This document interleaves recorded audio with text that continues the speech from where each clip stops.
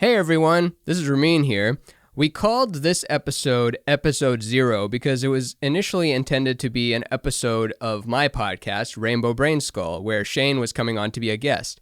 Halfway through, though, we started talking, we started bringing up before where we wanted to do an evolutionary biology podcast together, or one where we watched animal shows together, and we were kind of revisiting that idea. And by the end of the episode, we had decided, why don't we just start a podcast together and actually do it this time? So this is an origin story of our new show, Mind Under Matter. In this episode, we don't even know the title yet of our new show. That's how raw it is. So tune into this one if you want to know what this show came out of. And then, of course, check out Episode 1, Episode 2, and so on. And watch the evolution of this show about what is under everythingness. Yeah, so the actual Mind Under Matter show has all sorts of structure, and we've really developed it, and at the time we're recording this, we already have 7 episodes banked and have a sense of who we are and what we're delivering. And this episode is just a fun way to hear in the moment when some of these ideas came into being. So watch us and listen to us give birth on Episode 0.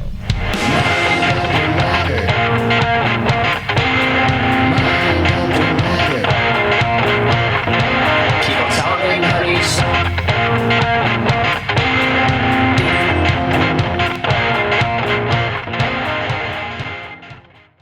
All right. Well, looks like we're in an official podcast, and I totally have stuff to talk about. And I prepared, and I have notes, and I also understand basic concepts as well, and complicated concepts. And oh man, I normally do some like light miniature preparing, but then when it's you, it's like, no, I know Shane so well, I don't need to prepare anything. And then like I get here and you like, better know my Wikipedia page, mister. I'm gonna quiz you right now. When I started in comedy, did I have anxiety about being on stage?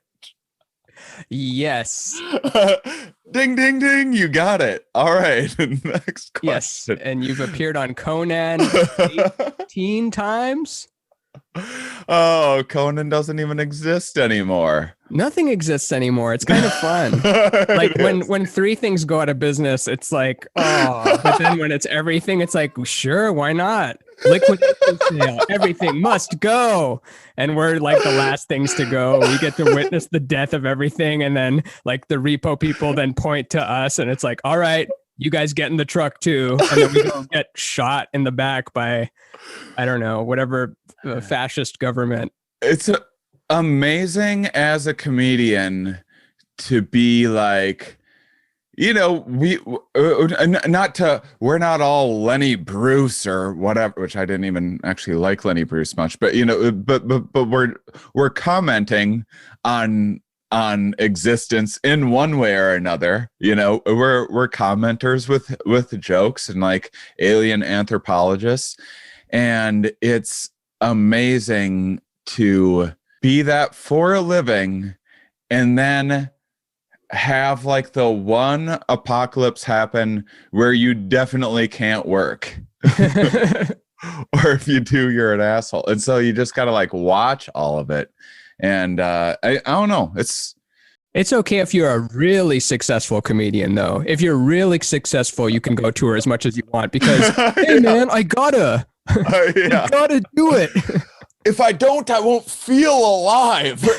Nothing's made me feel worse about my career choice than that stuff. Like people that like are trying to grind out a living on the road is one thing. People that are sacrificing their income, like could make more money just like putting out a bonus podcast or something. And instead like paying money to go and do like a distanced show where you're probably going to get people sick is just like, and they're all getting sick already. Like there's so many comedians that are just giving it to each other and getting over it. They aren't even telling people like how many when Andrew Santino I listened to his podcast about Why? getting COVID. Just kidding. I think he's a funny guy. Yeah, I just had to burn him. I don't even know him. And he, I actually think he's great. But he came out when he got COVID, just like very, at least as far as he thinks, he got COVID doing like just a normal, like having a friend over to watch TV. But anyway, the interesting thing about it was he said, I know so many comedians that won't tell people that they got COVID because they're ashamed of it or whatever. And like, this shame like a problem? Like, the shame's like people not having enough of it is a fucking problem. Yeah, bring back the shame. Yeah, you can't, like, really comedians who are like supposed to be like, I'll get up there and I'll expose all of my inner secrets. Actually, that's interesting because it's the comics that are the attacky, your shirt's dumb comics that are the ones that are hiding like that they have COVID. If I got COVID, it would be the one thing, like, you wouldn't shut me up about it. Yeah.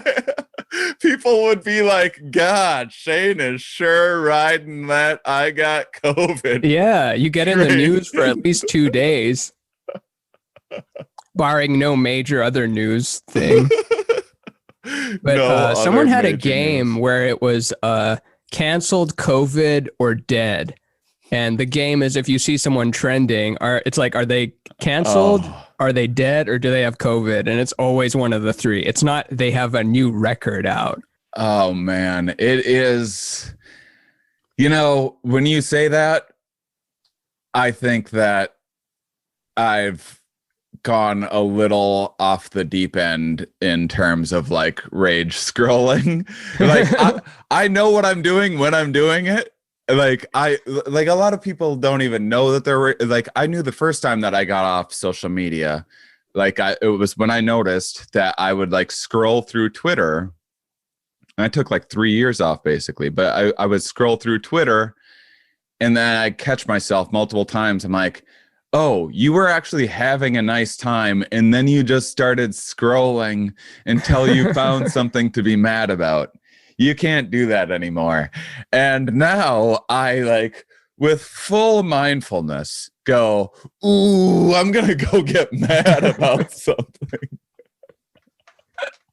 The only time you don't get mad on Twitter is when there's an ad. It feels like advertisements are the mindfulness of Twitter now. Like everything it's just a big garbage dump. And you're particularly closer to it because I see you go off against the MAGA people often. Yeah. And like at first I have the impulse of like, why is he leaning into that so much? They're already what, you're not going to convince them to get out of that cult, preaching to the choir, etc. But then I remember that like, oh yeah, you're in that location right now. Yeah. I'm one, blowing off steam, and two, being an anthropologist, an angry anthropologist. Like if an anthropologist went and studied a tribe of people and was like, these fucking idiots.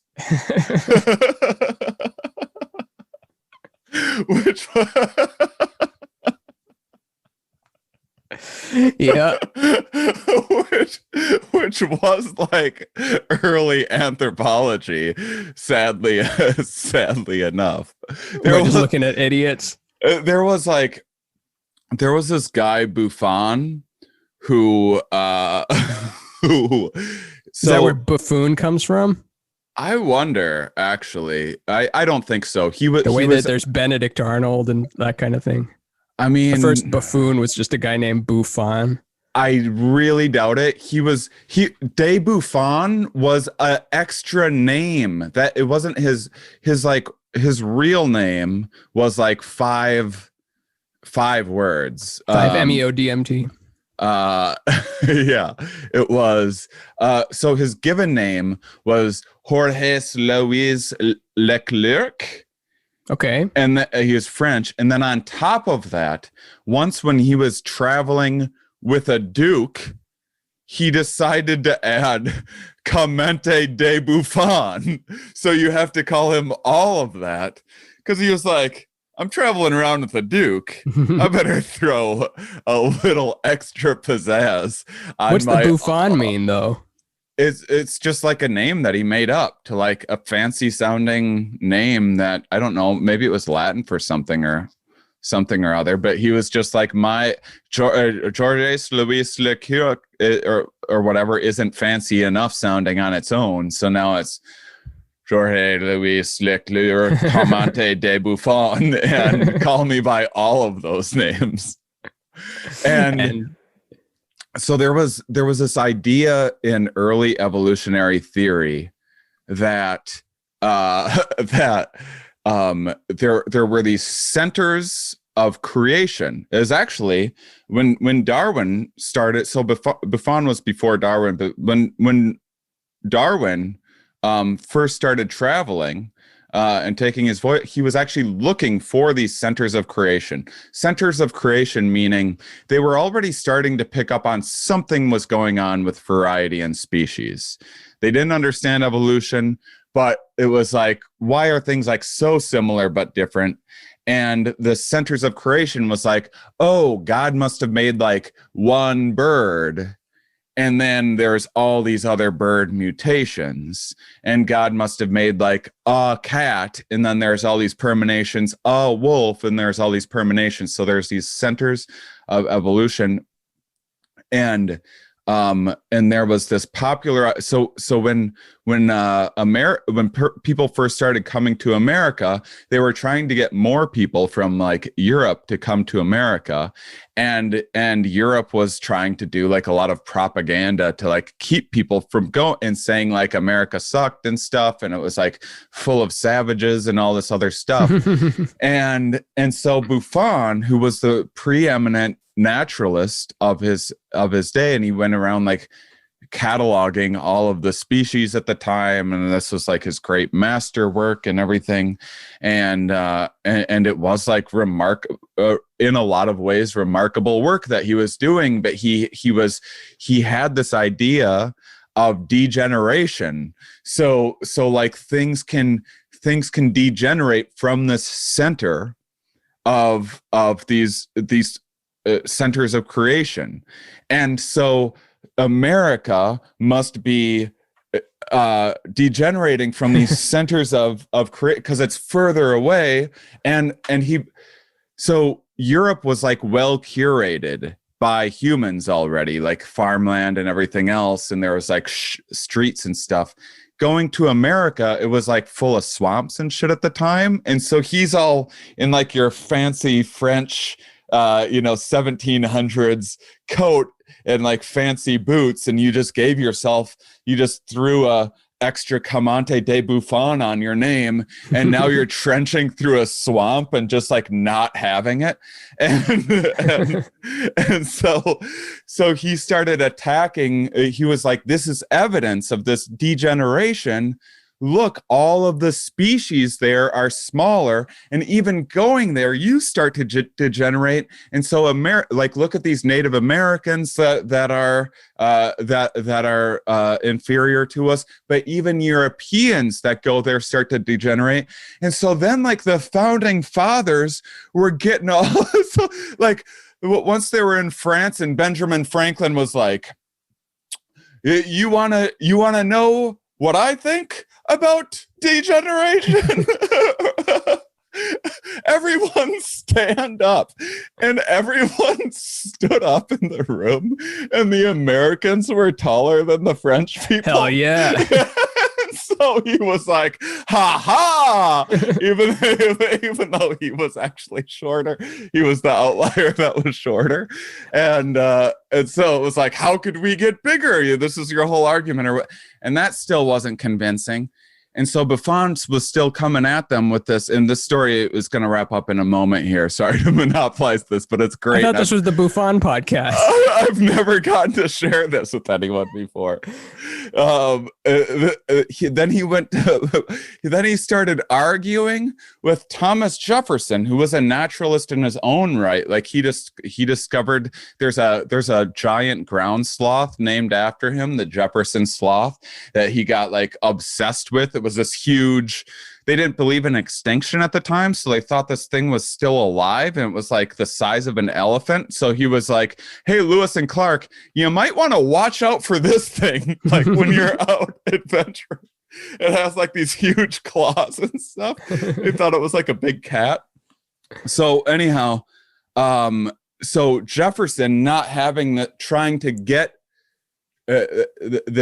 trying to come out against this degeneration evolutionary theory that was being used to slander America at the time, was like, I'll show you we don't have small mammals. Bring me a moose. and then he had him get a moose, which was like a whole thing. It like took fucking forever just to get a damn moose, like perfect, because he wanted one with like the biggest horns and stuff. And then he was like, and then he put it in a crate and sent it to Buffon. He's like, once you see this, you're going to know how wrong you are, and then you're going to want to mount this thing. We know how much you like mounting stuff. So he just sends this. That's then when it arrives weeks later is just this festering moose. It's clearly dead at this point, right? It's got to be dead. It was dead when they put it in the box. It's just been rotting for 3 weeks. And then Buffon wasn't even there, and he's like, you better hurry up and take a look at this moose that I just like spent all this time planning this like slam, and now my slam's just like rotting in a box at your home. Get home and take a look at this box of fucking rotten corpse. It's all maggots at this point. It's a moose-shaped maggot hive.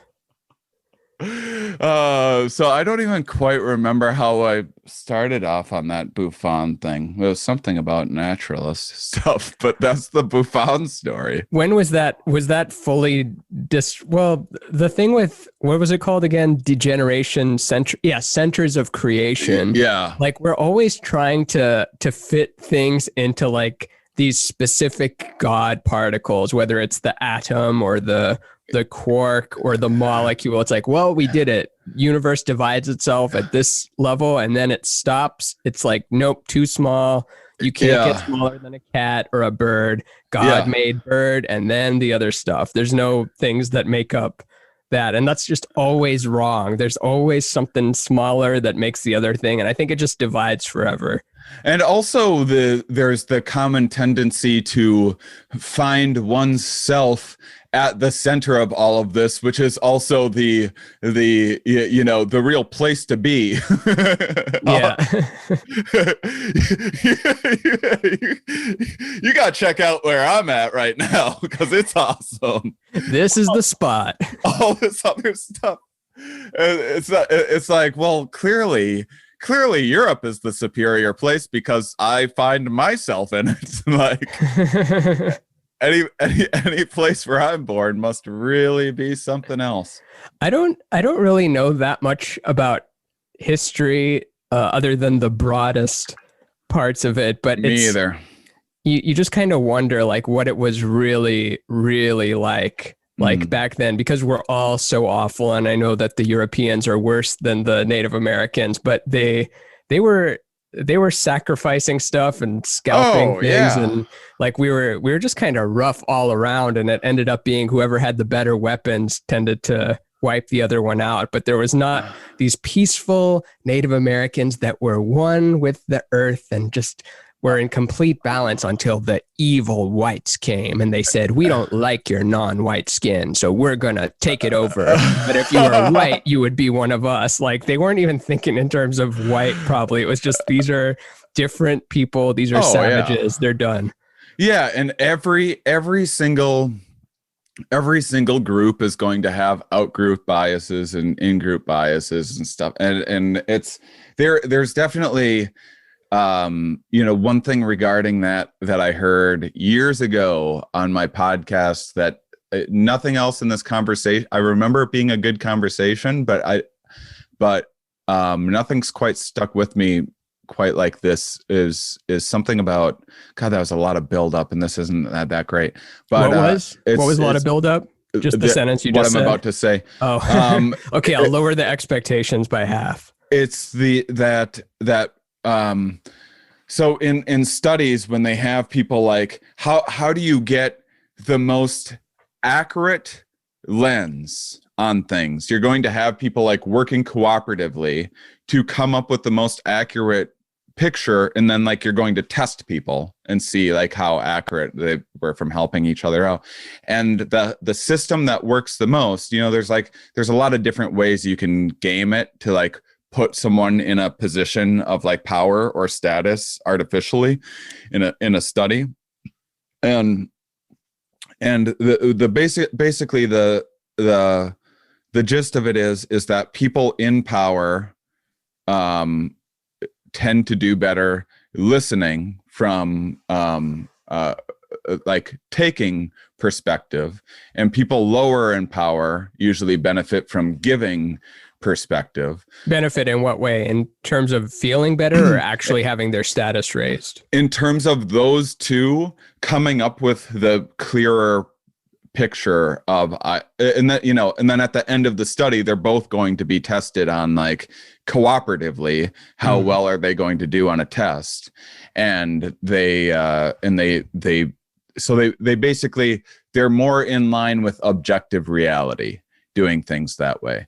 So it doesn't matter if you're like Native American and there's some outgroup that you have power over, or you're Black or Asian or whatever else. If you're in a position of authority, there's like plenty of research that shows that you tend to not hear like advice that you should. I'll take it off white guilt. There's Asians have this like super, in their culture, they have this like super strict idea of like, respecting status and everything. And so much so they've had to do special training with their airline pilots because it's unsafe, because the co-pilot culturally doesn't feel like it's appropriate for them to correct a pilot, even if it's a mistake. So there's like black box recordings. I see where this is going. Of some guy being like, like they're heading toward a mountain. Like, Captain, might I, and the reverse of this is that the in their culture, if you're the captain, you shouldn't listen to a subordinate.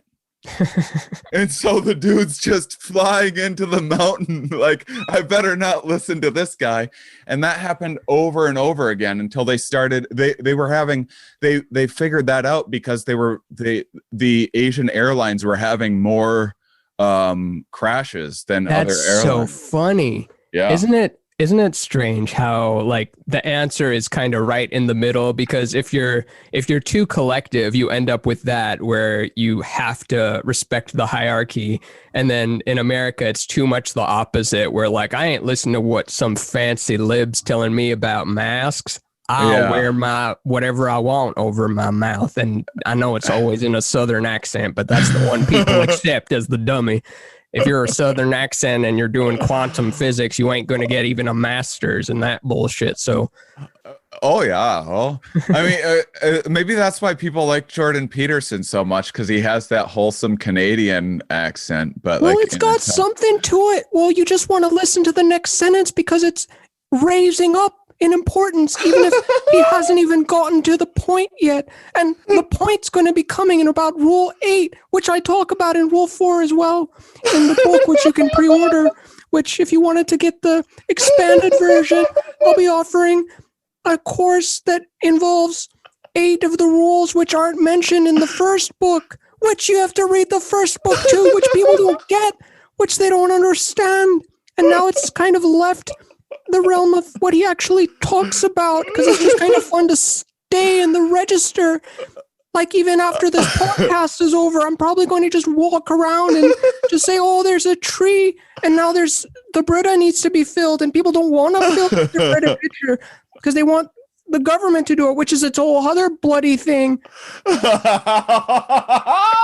Yeah, he is a character, which I think he just if he just spoke normally, like it wouldn't work maybe. Your impressions are so good. I do feel like you are I feel like you have this great way of detaching, because I know that you aren't attached to like attacking or defending Jordan Peterson. I know you're just doing a perfect neutral impression and like poking a little bit of fun in a very silly way. The same that you do with like Terrence McKenna or something, that you like appreciate their work. And everything. Yeah. I think I mean, of course I like McKenna, or I probably get more out of McKenna than I do out of Peterson. And I think Peterson has a lot of great ideas and things. It's just so funny to have him as a character. And I know a lot of people don't like him because they're, anything that's even slightly right of the farthest left you can go, just people like to put them in the bad bin, and then they're good because, oh, I made this person a bad person. Yeah. I definitely don't. I do like people's ability to divorce themselves from feelings enough when poking fun, because usually I'll be like, oh, I want to like some people are like, we're going to playfully roast somebody, and I'm like, oh, I'm going to actually attack them. There will be jokes. There will be jokes, but they'll be like a little bit too far. They'll be have undertones of like, I'm taking it a little too seriously. Yeah.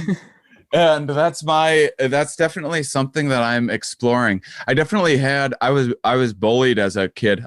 I bullied too. I'm not saying like poor me. Yeah, you give a little, you take a little. Yeah, but in my response to being bullied, which I'm not, it was what it was. I don't have a hard feeling at anyone that bullied, like, this isn't shape me, whatever. It's like, we were just kids. I don't give a shit. But my response that got trained into me was to fucking jab at the biggest guy and keep on jabbing, and people with like an aggressive. And so like I was always just kind of a little shit. And I see that in myself still, like there's a real like little shit in me that like definitely comes out under stress. Like when I'm my best self, I can be like, you know what? I'm going to tour around the South talking about evolution in fun ways, and they just haven't had the chance to hear it in a way that they can understand. And I'm going to make a whole science podcast, specifically meant to make these ideas acceptable, so that if my mega aunt and uncles were listening, they could understand, and then they can see these new perspectives. And then when my fuse is shorter, I go, let me tell you about how dumb these and I have a lot of science that can really dissect exactly how they got to be so dumb and why they won't listen to. And by the way, when I say dumb, I don't mean capabilities. Like, I'm not. You mean reaching their current level of their potential being reached. Right. I mean, just like the way jumping off something that's too high and breaking both your feet are dumb. I was perfectly capable to make a different decision. 8 feet. Yeah, and it's just, and I've done.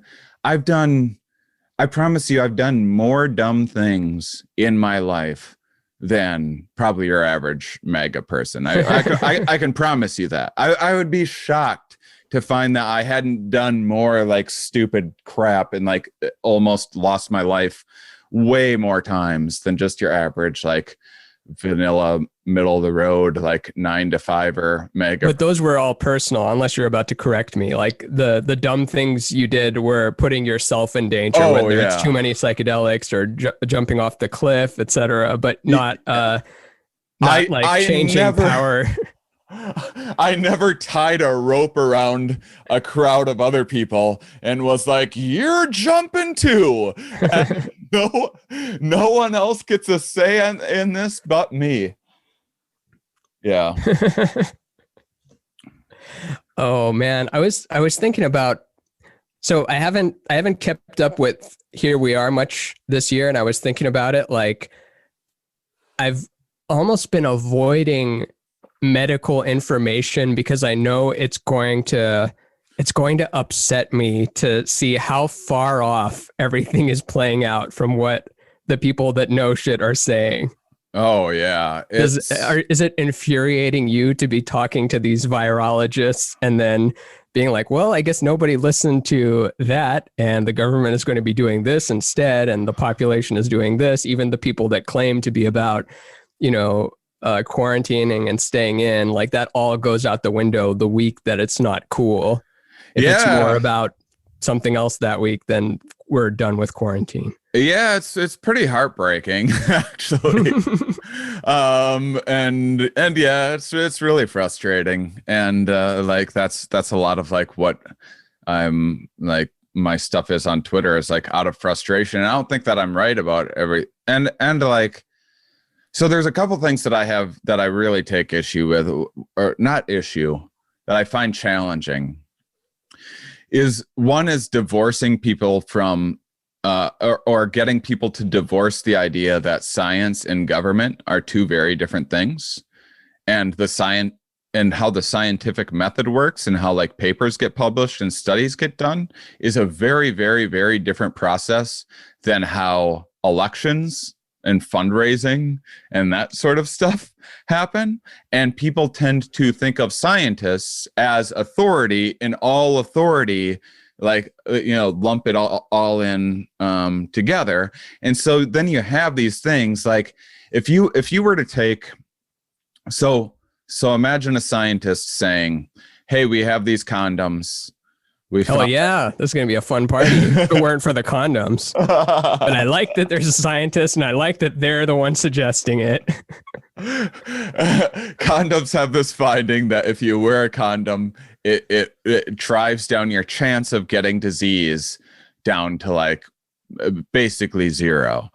And then, if you're just whatever, let's just make it as simple as that. And then wait, what was going to complicate it? This is the place there's to like say cunnilingus and stuff like that, like that people make all sorts of, people tell themselves all sorts of things. Oh yeah, let's use a dental. Did you ever hear of dental dams? I'm sure you have. Yeah, isn't that so funny that existed? One. No, of course you didn't. Could you imagine? I think Patrice had a joke about like, hold on one second, let me get this cover my mouth so that I don't taste the poison. I mean, so much of the problems with science are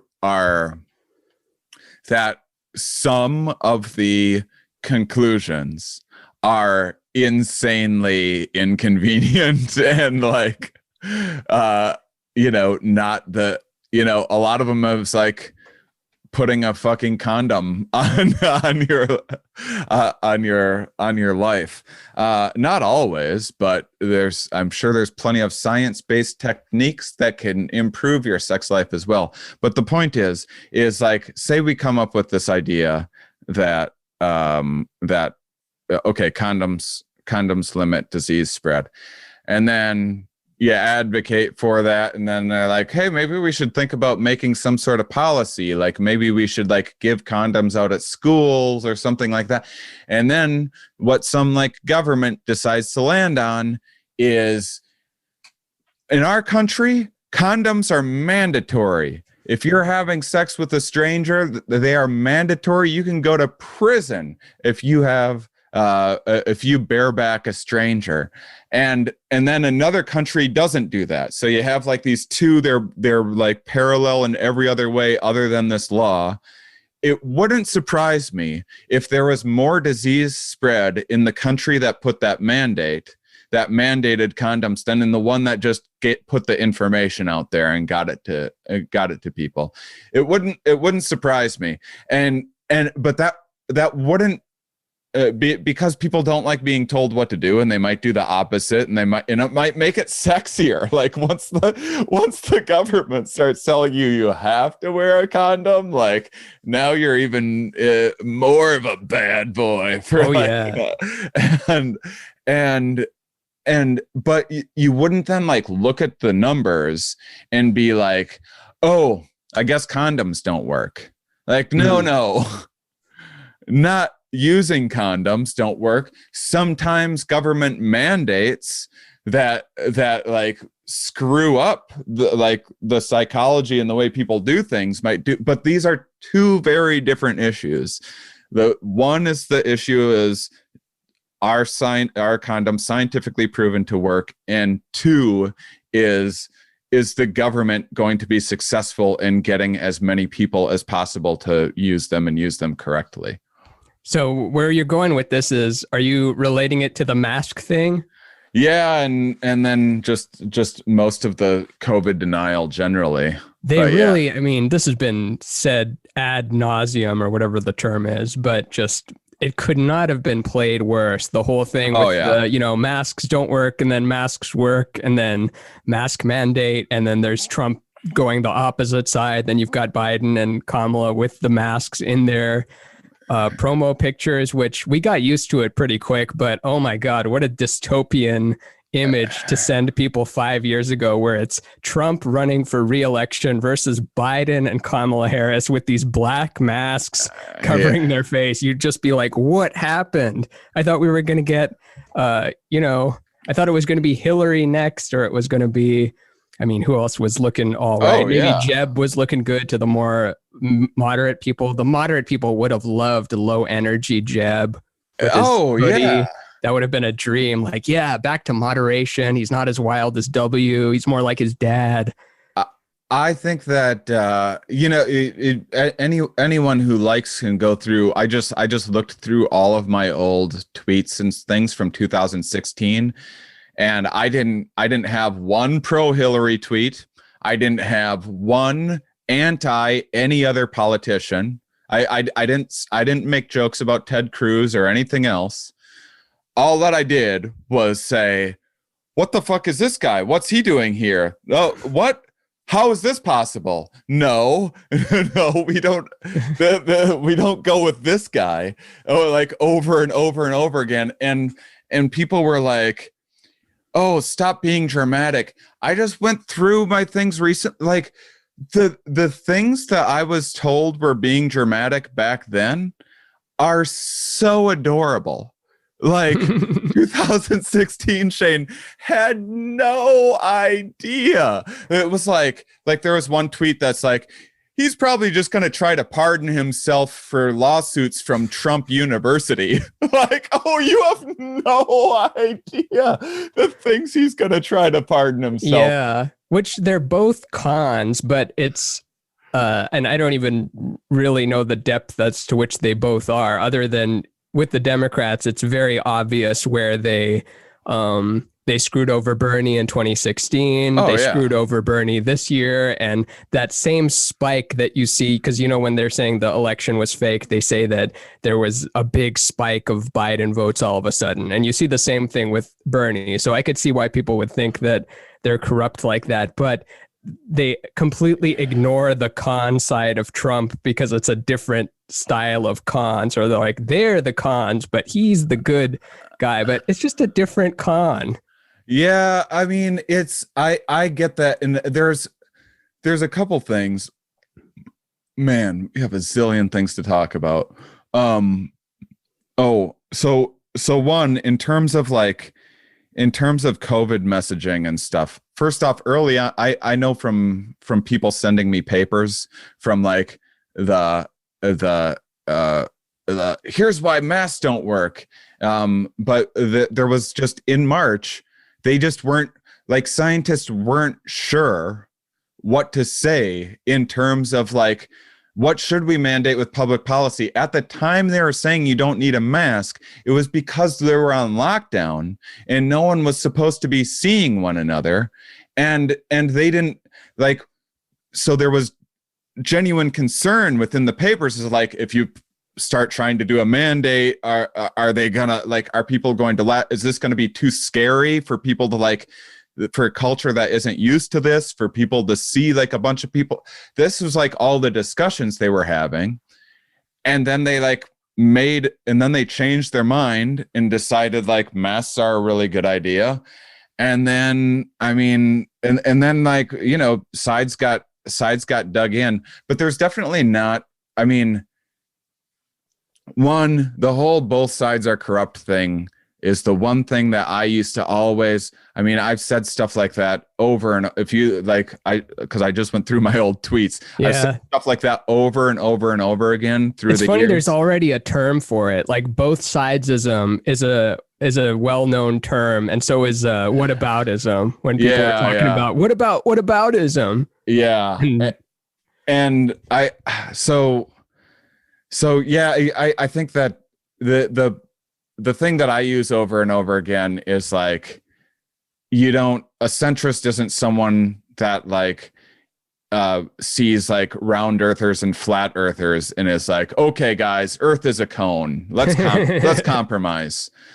And I mean, I have nothing glowing to say about Biden.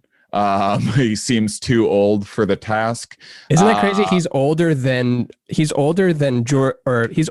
Bill Clinton is now. Not when Bill Clinton ran. He's like, yeah, and both candidates this year, and the media never really talked about it because I know that you had to prioritize things, but we've got these two, octogenarians running that were born in the 40s. Both of them, Trump and Biden, were both born in 46, 47 or something. Yeah. And Bill Clinton is older than that now. Yeah. I mean, this is, so, you know, politics are sitting and going like, you know, think tanks sitting there going, is Bernie going to be too extreme? Is Biden enough to get the, like, as the elderly population is dying off from COVID, might they jump on the Biden ship because he's super old? And, like, you know, there's all these, I fucking hate politics, and I don't like know American history or anything else. And that's the stuff that I normally attack. But that stuff is pretty commonplace.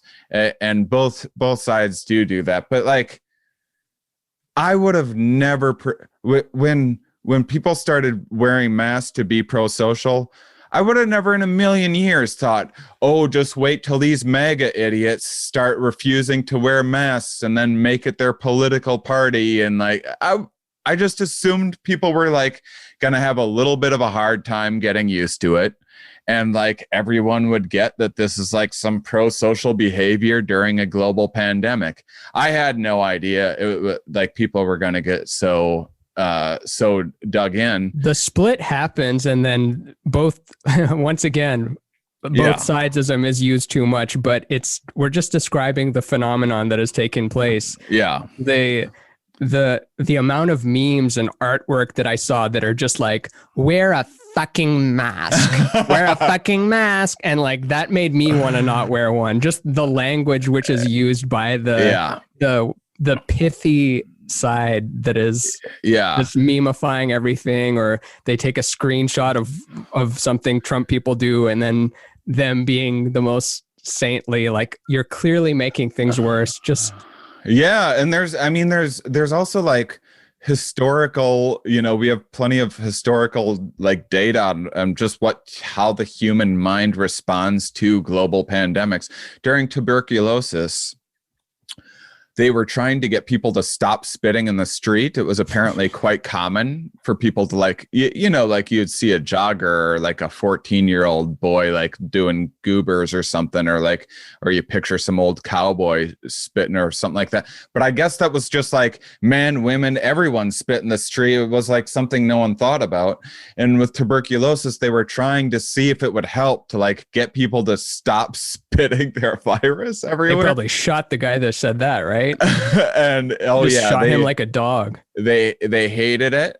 They would like spit more just to like, I'll show you stuff. And then they were trying to get people to take tests, and people were reluctant and didn't trust science and like, I don't know about this tuberculosis testing thing.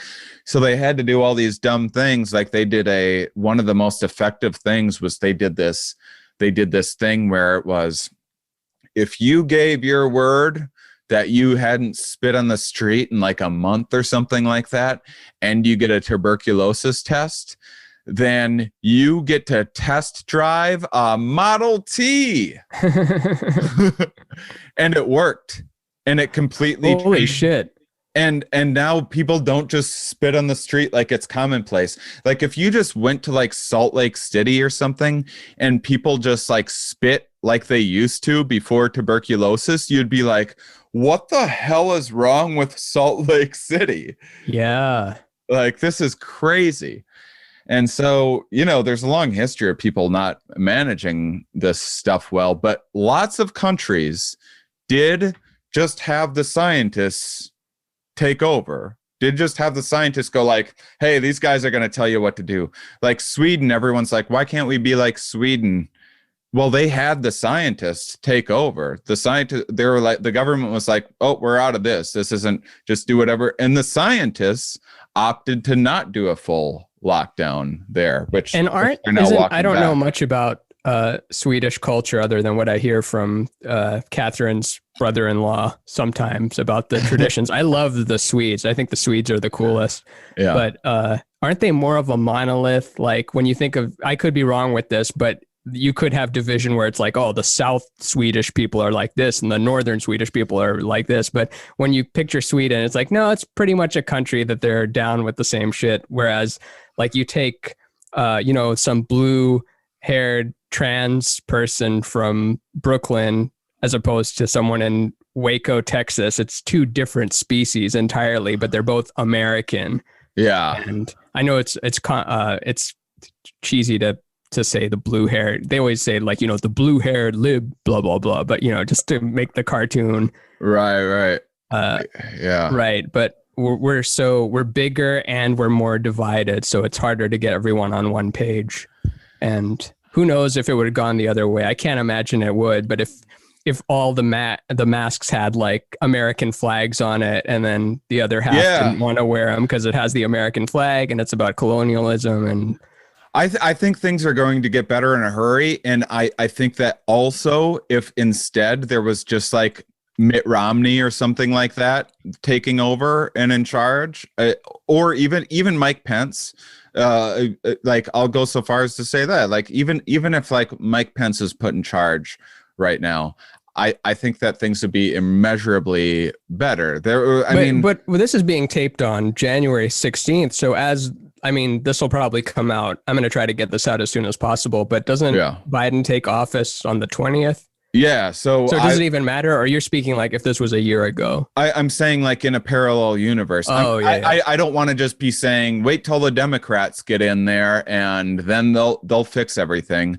I mean, I think culturally, I think there will be a big shift because I think Trump isn't the gasoline, but he's definitely the match. And maybe he does pour more gasoline on what's already there, but we tend to blame the match more than the gasoline that's already there. The media pours a lot of gas on it. The rising of people that lost their jobs to automation and are blaming it on immigrants, that was more of the gasoline. Yeah. The poor working class white people are kind of neglected. So I get why they would move to that, even if they don't have it as bad as but I'm not even so sure. Like all of, like my mega like outspoken mega like has a private jet. What? She My, owns a private jet, or she had timeshares it? I think she timeshares it, but What'd she use their a private family, jet for?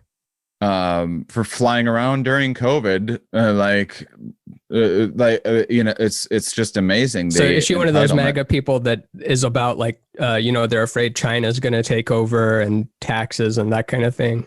They're just Republican and they're just voting Republican, and I don't think like What's the laundry list she gives when normally you have a laundry list of like, well, trade deals in China and Trump is actually Middle Eastern, peace deal, etc. Oh no, there's not like these thoughtful. Oh, there's no thoughts. It's just Republican is good, Democrats are thieves. It's the amount of it's just motivated reasoning. Like so here's what it is. It's like this is my extended family's from small town Iowa, and it's like there's just a lot of tribalism there, and there's like a lot of like wholesome like there's you connect with your like in close knit, like everyone knows each other's name and stuff, and you have this close knit, and it's your like little town against the world. You're never going to see the rest of your little and so there's a lot of like with the capital stuff. The reason why, as my grandma just sent me an email that was like, this had to have been Antifa, and because she can't see it any other way, because in her mind there's just this false syllogism of the laws are in place to keep people good people follow the laws, and then the law only punishes bad people, But of course, and is important in stopping bad people, and then because and then if you're a good person, you don't break the law. So as a good person, anything that I'm doing is not breaking the law. And so like, oh, there's a little wiggle room to like park in a handicap spot or something like that. If you can like pay the, if the ticket means nothing to you, because the laws are meant to punish the poor, and not like in other systems where they have like some places in Europe where they have your speeding ticket is like based on your income, like a percent. Really? So it hurts a little. That's so it hurts funny. Proportionate to your, because otherwise like it's just a $400, who cares if. Not to sidetrack too much, but just it's so funny hearing about other governments, taking income into consideration and monthly stipends and art grants and things like that. Like, I think even the Swedish guitar player that I was watching is like, well, I used the government stipend grant to make this new record. And like, what? The government gave you money for art? And it's just a normal thing. And they're like, I made it during my gap year, as I took a gap year to travel the world, and we don't have gap years here. What are you talking about? I know, it's incredible, and it's just that's the mentality from some of this, and by the way, here's another problem with this like positioning coastal elitists against the working class, is that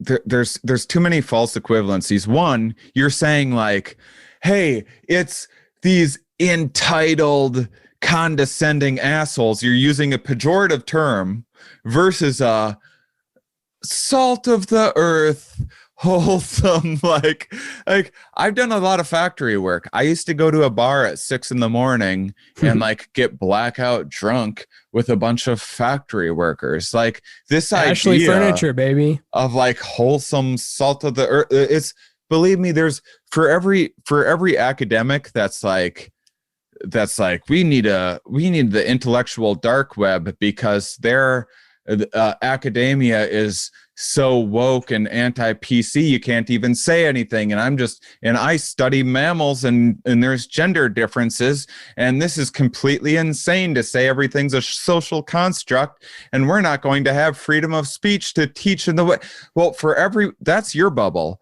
believe me, if you're working in a factory, there's plenty of people in a factory that wish shit was a bit more woke, that are sitting there like listening to the loudest people. It's just like, if you're at the break room table in a factory and like someone starts going off about like Asians or something like that, they just don't have the self-awareness to realize that most of the people in that break room are like, Jesus Christ. Yeah. Whoa.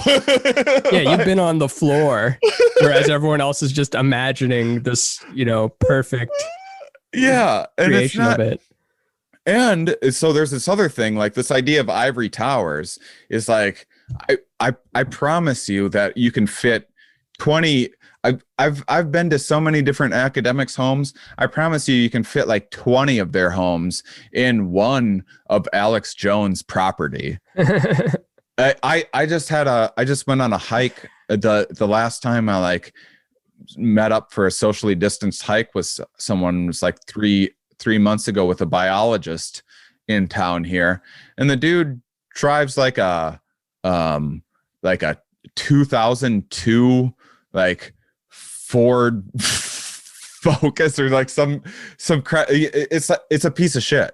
The dude, like, and I know some like academics that like have a BMW or like a decent house or something like that. But Peter McGraw. Yeah, Peter.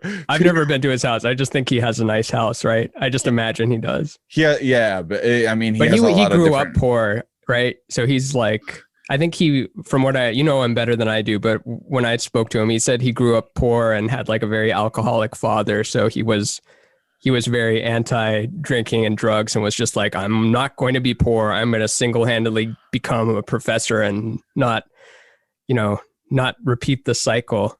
And he's an unabashed bachelor who likes to. He's George Clooney, right?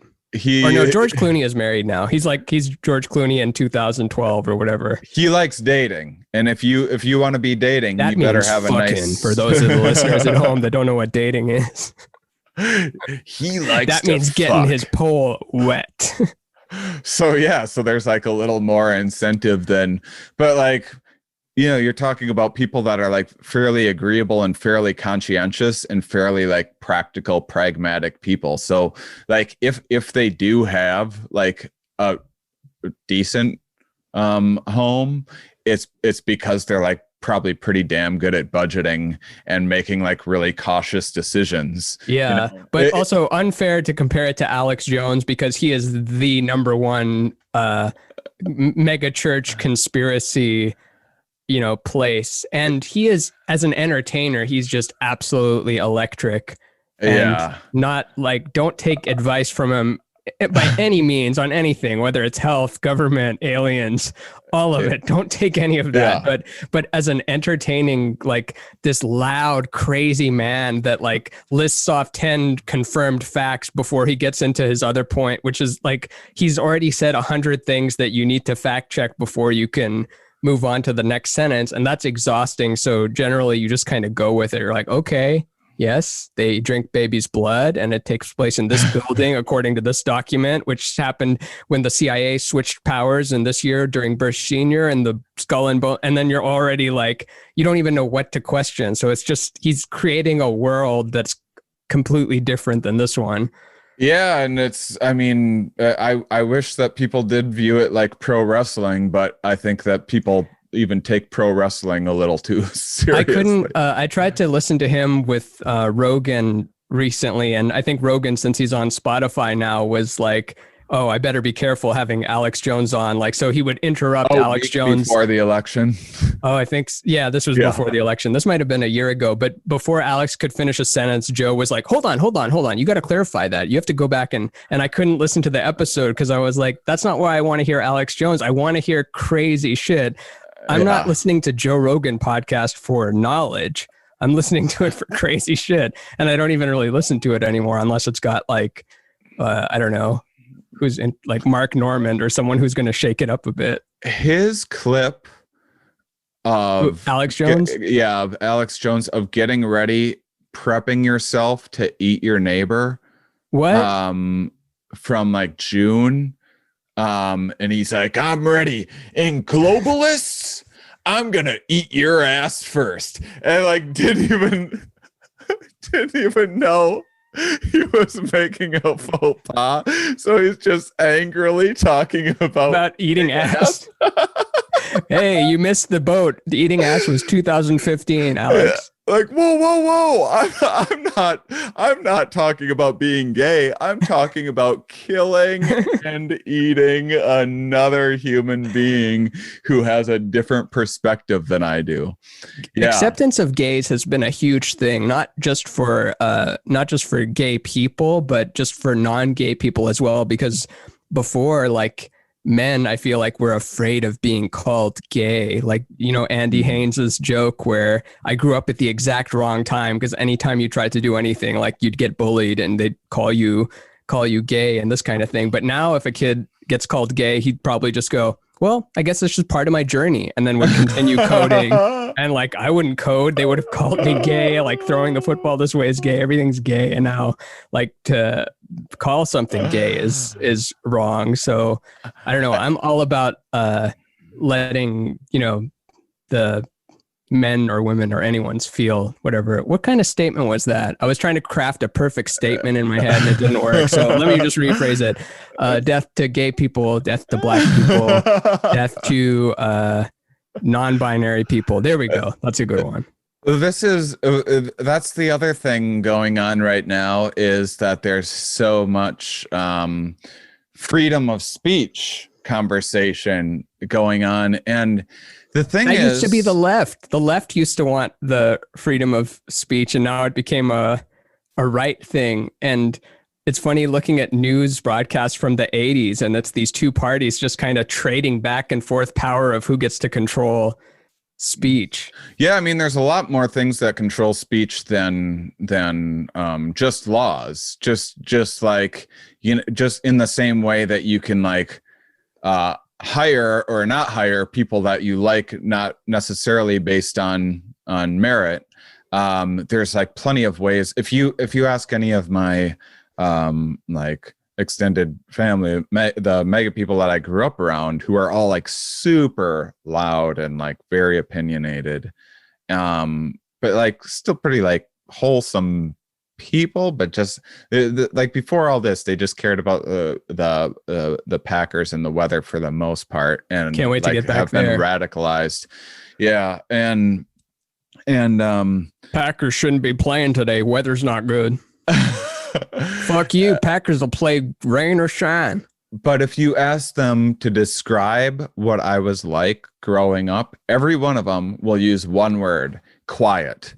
They'll say I was the most quiet kid that they had ever seen in their life because I never talked, because I had a perspective that was different and I was like alienated and everything else. And so there's lots of things within this system of complexity that like limit what is like socially acceptable and what's not. And I do feel like free speech is a term that gets thrown around like you know, like pro-life sounds like so pleasant, where it's like, can't argue with that. Of course, yeah. Of course I like life. Or people will be like, they say when you want to like debate someone, you get on some like even ground, like, hey, Ramin, do you like happiness? Good. Oh, I like happiness too. All right. Now we've agreed on something, and therefore we've formed this bridge, and now the inevitable conclusion of our debating will just be closer to understanding one another's perspective because we have this common goal of happiness. And that's not the reality of how actual shit works. And so, like, you know, there's laws about yelling fire in a crowded theater, and there might be arguments made in the future that you can't yell fake fire at a crowded theater. Colin Francescetto brought up the point the other day on our Zoom call where there's also not yelling fire in a theater that is on fire. Yeah. So it's like by omission, you can also cause harm. Yeah, and then if you yell fake news at all the alarms, and then tell more people to get in that theater that's on fire, and then try to disrupt the firefighters from doing their job, and then amass mobs of angry cult members to yell at people who are trying to leave the theater, like, Yeah. well, there's some kind of dangerous territory there. And I will say, as a comedian that like did jokes about the FCC censorship, who's had Facebook ads censored for like having psychedelic content, or the artwork that you made for Stand Up Science gets censored all of the time because it has anatomical because it has like exposed muscle in a cartoon Not even nudity. way. It's not even nudity. And all that stuff happened the month Trump was elected, by the way. And so like I've dealt with, or just going into a room and knowing what you can say without getting a beer bottle thrown at you, or having X number of people leave the room, and what's like the line of like, okay, 2 people are going to leave, but a lot more people will really enjoy it because I pushed that boundary. Yeah. Those are all things that we're doing. Like, this isn't like a police matter. And then in terms of like cancel culture, for every one person you can say is canceled in a year, which is like, what is it? Is it 12 people? Like once a month we sacrifice someone to the cancel volcano, whereas there's so many people who make an entire career off of positioning themselves as like, I'm being censored, I'm getting canceled right now. Yeah, canceled people just means that you get Patreon money instead of NBC money, but you still get just as much money, if not more. I don't think anyone's income is actually stopped. They just get a big Patreon boost. I mean, Rogan canceled Carlos Mencia, which elevated his career, and then started a podcast all about attacking, which evolved into attacking cancel culture, where he had provocateurs like Alex Jones a week before the election. Wink, wink. Who should you vote for? And then SNL had Trump too. And then, yeah. You know, remember that? Oh my God! Before we knew. And then like it's a bunch of people are like Milo or something that like that, which I'm fine to just ignore Milo and let him say whatever he wants on whatever platform. And I'm also fine to not say anything if someone comes after Milo, because I don't give a shit about Milo. No one does. He was a flash in the pan in 2017, and it played out exactly as I thought it would, which was no one's going to know who this guy is in 2 weeks. Yeah. So to have this guy like, whoa, listen to the edgy things, like, I get it. I'm a comedian that pushed boundaries and everything else. Like, I don't know. Does that mean I can't criticize Rogan for am I trying to cancel Rogan by saying, hey, maybe you should do like some of the other more pro-social things that benefit for humanity, and give that? I'm not trying to cancel the dude by saying that. And he seems adaptable enough, and maybe he'll start having like, you know, not Nazi cryptozoologist on his show to peddle Wait, who's books. the Nazi cryptozoologist? I'm just making up like stereotypes of the next provocateur.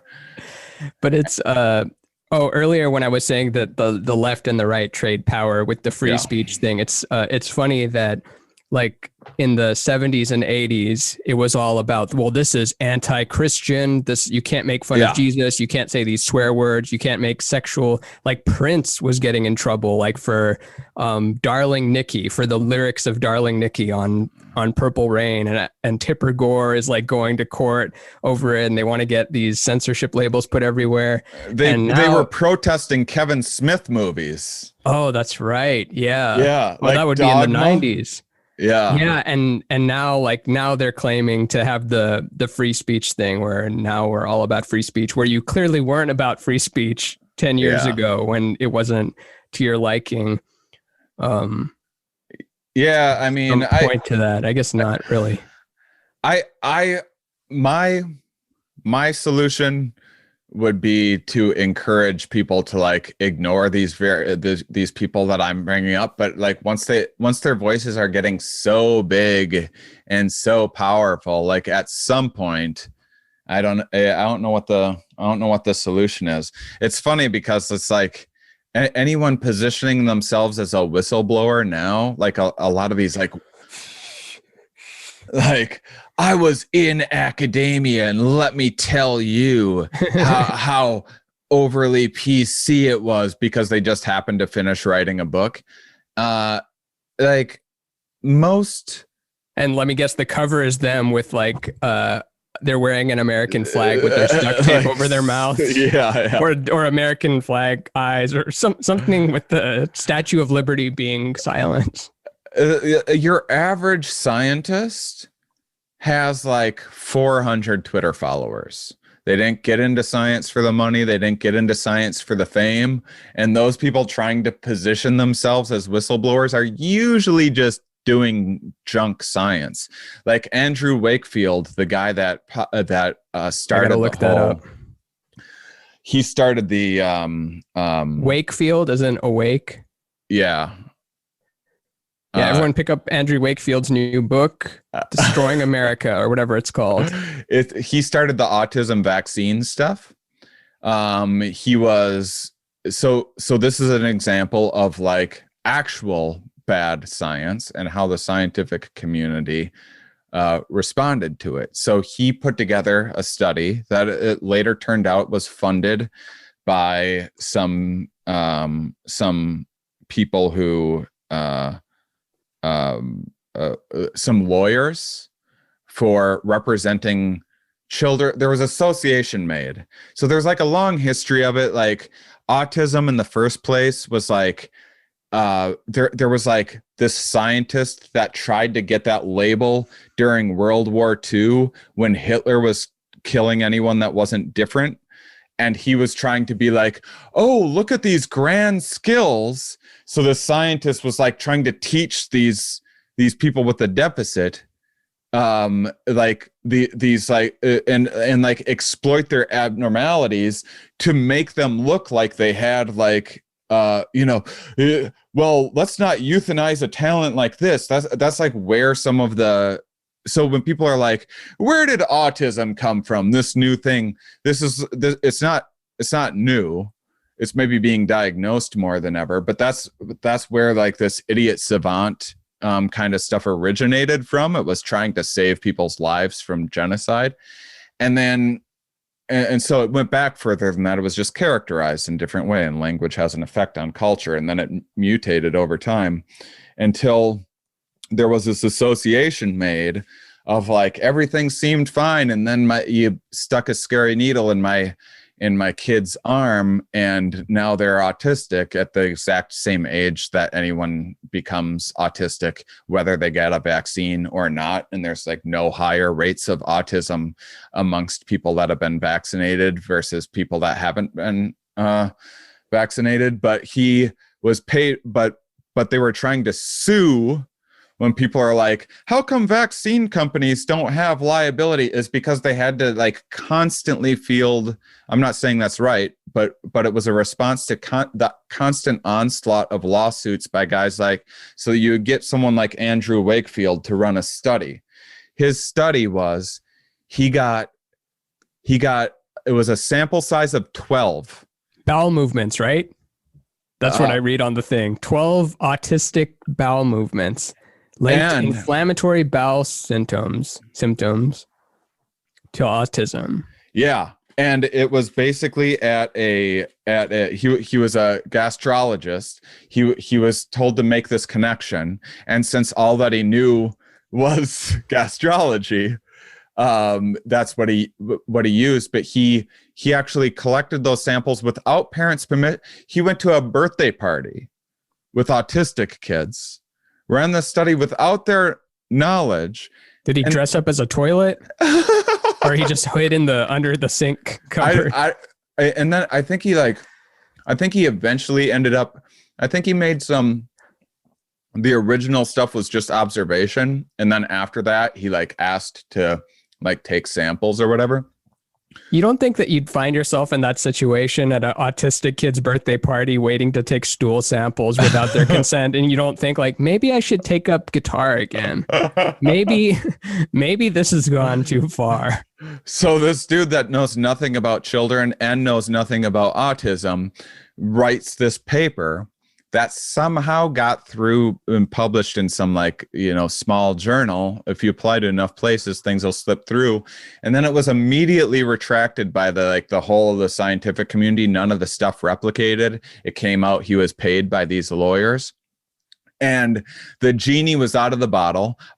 Everyone else that worked on the study apologized, they suffered consequences and stuff. He stood his ground and just dug in to the autism thing. And then he went around and he got kicked out of Europe, where measles started to spread after he popularized this. Then he went to Minneapolis because it had some of the highest rates of vaccine use. So he went to Minneapolis, got those numbers lowered.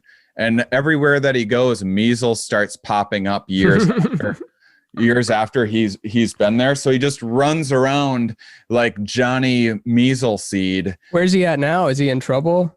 Texas, I think. No, he's still. He doesn't have piles of lawsuits against him. He met with Donald Trump before Donald Trump took office. And he was like going to be his chief of surgery or something. Yeah, it informed many of Donald Trump's views on vaccines, and so when you say like, and this is like, so in dealing with so many people, what I've come to understand is that they're like, oh, they think this is the whistleblower. They think that like the whole of academia, this is like a dirty little secret that they can't share, that they're all keeping a lid on. And then this Andrew Wakefield is like a whistleblower. And that's someone that's positioning themselves in a way to turn a profit off of selling books and stuff, and like, talking about hidden pyramids or, whatever else. Yeah, I want to believe in them, but it never adds up to anything. Like, I'll listen to someone like talk about how there's free energy and the government is keeping it from us, and then you look a level deeper to it and it just doesn't bear any fruit. I mean, you wouldn't want, most people I don't think would want a job as a scientist. I don't think that I would. I think that it'd be pretty boring. But a big part of what you're trying to do is prove everyone wrong. You're trying to see if there's any problems with their study. You're never going to find out exactly what's right. People always think that there's going to be like a magic bullet. And so then they're like, well, if masks work, why do we need a distance? If distancing works, why do we need masks? Blah, blah, blah. But it's, there's going to be like silver BBs for everything in life, where there's like, little solutions. There's not going to be a cure-all. Have you heard or go ahead. I don't want to get you off train of thought for that. But science is mostly trying to just figure out what's wrong with itself. So it's mostly just going, here's what we know isn't true. Here's what we've been able to falsify so far. And within that homes in on better models of categorizing objective reality. I think it's a Neil deGrasse Tyson saying, where he says like science is the only field where you get points for proving you're wrong. And it might not have been him. It might have been Feynman or something. But it did make me think of Neil deGrasse Tyson's masterclass promo trailer on YouTube, which he starts it off with a sentence that just goes right over my head, and I have to think about it for a minute before it makes sense. But he goes, today, I'm going to teach you where you know enough about a topic to think you're right, but not enough about a topic to know you're wrong. And then I'm like, wait, know enough about a topic to think I'm right, but not enough to know I'm wrong. What? It's some twist like that. There's this illusion of explanatory depth where when we don't know much about something on the surface, if you're like, how does a car work? Like, oh, well, let me just give myself an A before taking this test because I'm going to crush it. You press the pedal down, you steer the wheel around. And then they're like, yeah, but why does the pedal going down? And then people are like, I guess there's combustion in an engine. Yeah, but how do you?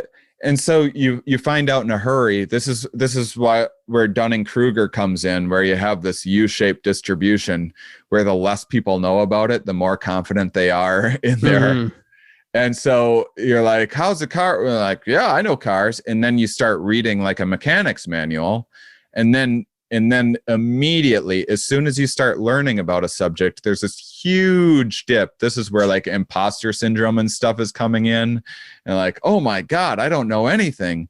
And then it takes until you've like been a mechanic for like 20 years and have seen everything to like finally you have the confidence to be back at the beginning. I finally have the confidence I had when I was 1 week in. Except now you're confident and you're correct. That's kind of like I remember that with stand-up where, you know, your first set of stand-up maybe sucks, but then your third one you're like, oh, I figured this out. I've got a good 3 minutes. Now I just got to multiply that by 20. I've got my first hour. I'll be taping a special by next month. And then in 6 months, you have less than 3 minutes because you realized your first 3 minutes was weak. How have you done any virtual stand-up in any of this? No, I've played Zoom games with you and with my brother, and I've done a couple of other podcasts, and I've done a summit for like woo-woo stuff, not like actual woo-woo, but like breathful mindness of evolution summit of the joint of the minds. And then there's like some lady wearing a bunch of crystals who begins every sentence with, well, an elder once told me that we must look within. We spend so much time looking outward, but the real secrets are when we look within. And then like, I swear she said my elders like seven times. And there's like a Trobium Trumpa Rinpoche monk guy in the monk clothes who is like, the monkey minds chatter, but the monkey mind wants a job.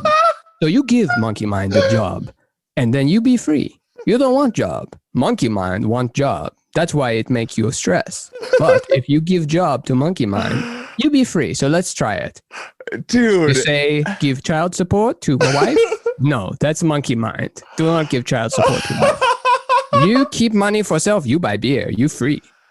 You be free. Are you monkey not? mind.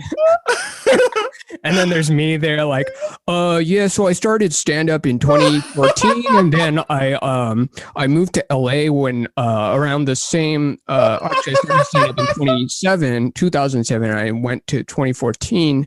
Any questions? You are so funny.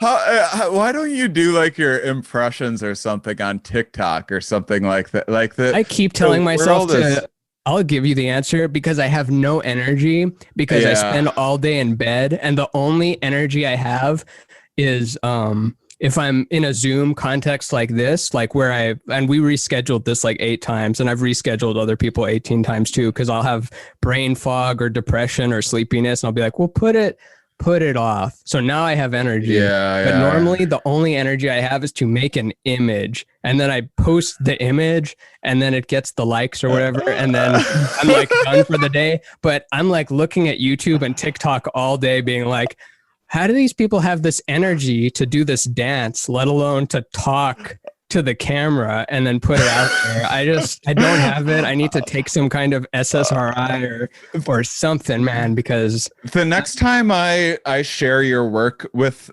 someone, which is as many people as I can get it in front of, and then have them be like, wow, this is really cool and clever and funny. I'd be like, did you know that is from the laziest, saddest piece of shit, like daily.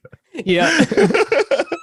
Daily, the laziest, saddest boy around is just cranking out masterpieces. Because I can do it from bed. Because I lie down in bed and create it from there. Everything else requires me to sit up straight, and I just can't. Well, I think Jordan Peterson would have a thing or two to say about Well, your bad. shoulders are forward and you need to have them back like a lobster. Man, now I'm worried. I'm worried that his daughter won't have me on his podcast now because I really know you did her podcast and I want to be on Michaela Peterson's show, but I'm afraid I because have we're no linked interest. together. What? I have no interest in like commenting on any of the like SJW stuff of Peterson's, simply because, and when sometimes people are like, well, you were silent when this and that happened, sometimes the reason is because I find it to be a complicated issue that I don't have a firm opinion on, and I'm a little nervous about taking a stance one way or another. That's why I'm silent on that particular issue.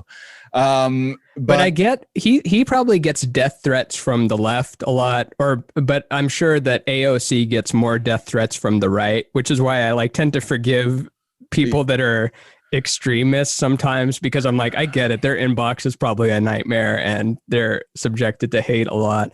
Which, speaking of which, did you see that AOC, someone made a fake tweet saying that we have to gather up these Trump sycophants and we need to make Auschwitz look like a picnic.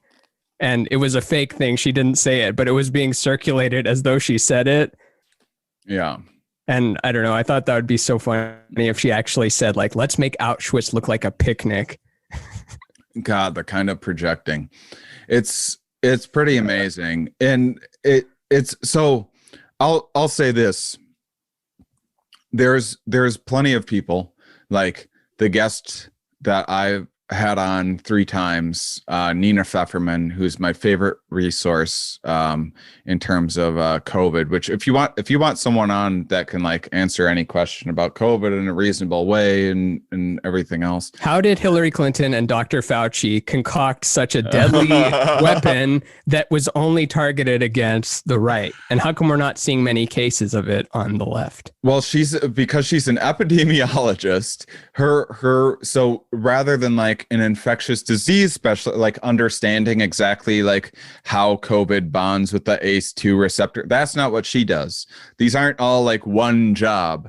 What she does is she figures out okay, if you are going to lock things down, what are ways we can take all the information that we have about okay, surface transmission isn't that big a deal. It's the indoor stuff. Can you get restaurants that are struggling, which are also part of the people don't know how many farms are supply restaurants only. So there's a bunch of farms that also take a hit as the restaurants are. So can you? Hadn't even thought of that. Can you have people that are trained in food preparation? Can you have them packaging, groceries? So these restaurants are used to getting a huge sack of flour. When you go and order your Thai food or whatever, can you get toilet paper and flour and a couple other things and they're kind of a small grocery store, and it's a way of getting fresher ingredients. Toilet paper wasn't the right example there. At the time, it would have been useful, yeah. But in restaurants, we're actually selling toilet paper at the time because it was valuable. But can you figure out how to, given this, and you're gonna how can we keep these businesses thriving through COVID? And the same, and she was tasked with doing this, helping to advise people with the prison population, because prisons are horrible for disease vectors, and not only for the people in prison, but there's all sorts of people that come in and out of the guards and everything else that come in and out of prisons all the time. So prisons are this petri dish. And now you have guards going out and then going in eating at a deli, and there's COVID spreads more that way. So one of the solutions is that if you're one of the many, which is hey, change the intervals of the lunchtime to split it up a little bit more. And if you can find more cell rooms so that 2 people aren't, together, or when they're all together, or you don't do the prison yard thing, they don't get to prison yard, they have to stay in their cell. You're thinking of solutions like that. And one of the solutions is when someone's up for probation, just lean more towards giving it to them than you would otherwise, you know? Just to start clearing people out, because this is an emergency situation, and you can put an ankle bracelet on them or, you know, whatever.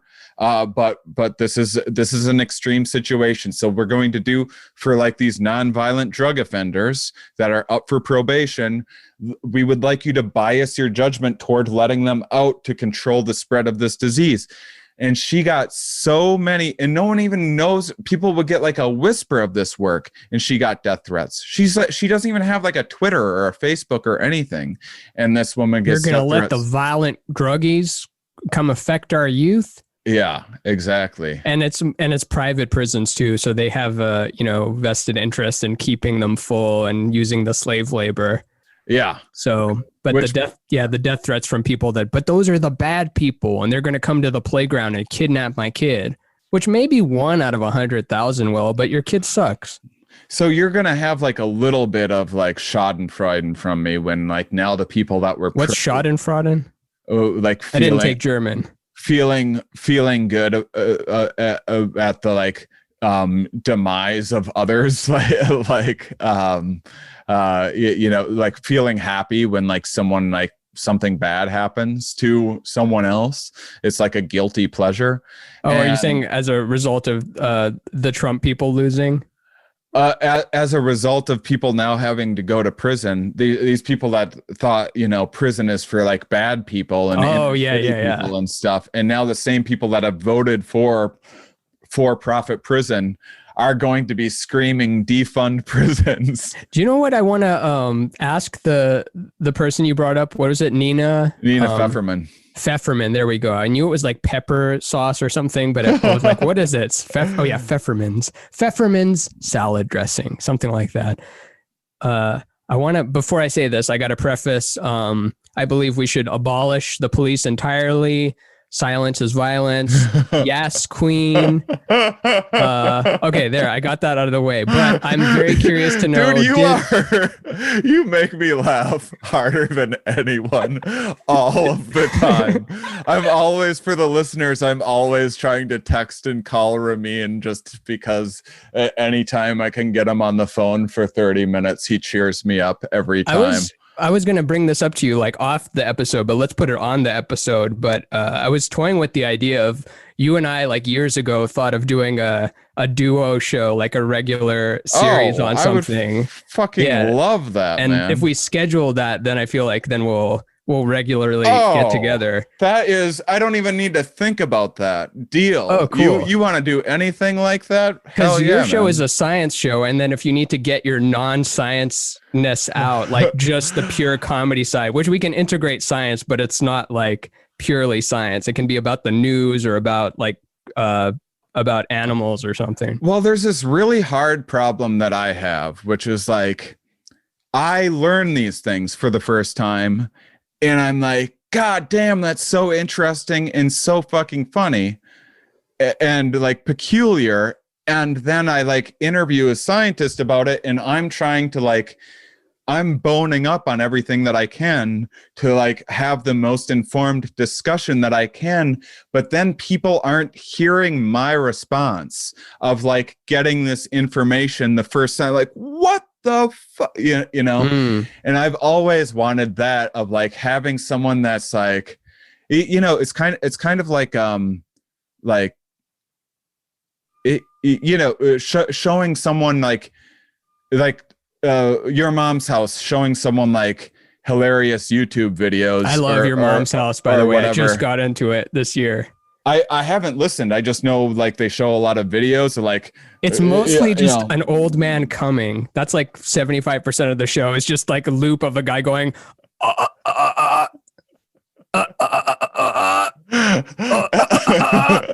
and or like Tom Segura tried to dunk recently and he broke his arm and his leg, so they like loop that over and over again. I saw that. It's a perfect name, Your Mom's House. Oh, really quick before I forget, because I do this too much and I forget the train of thought. But earlier I said abolish the police. Yes, queen.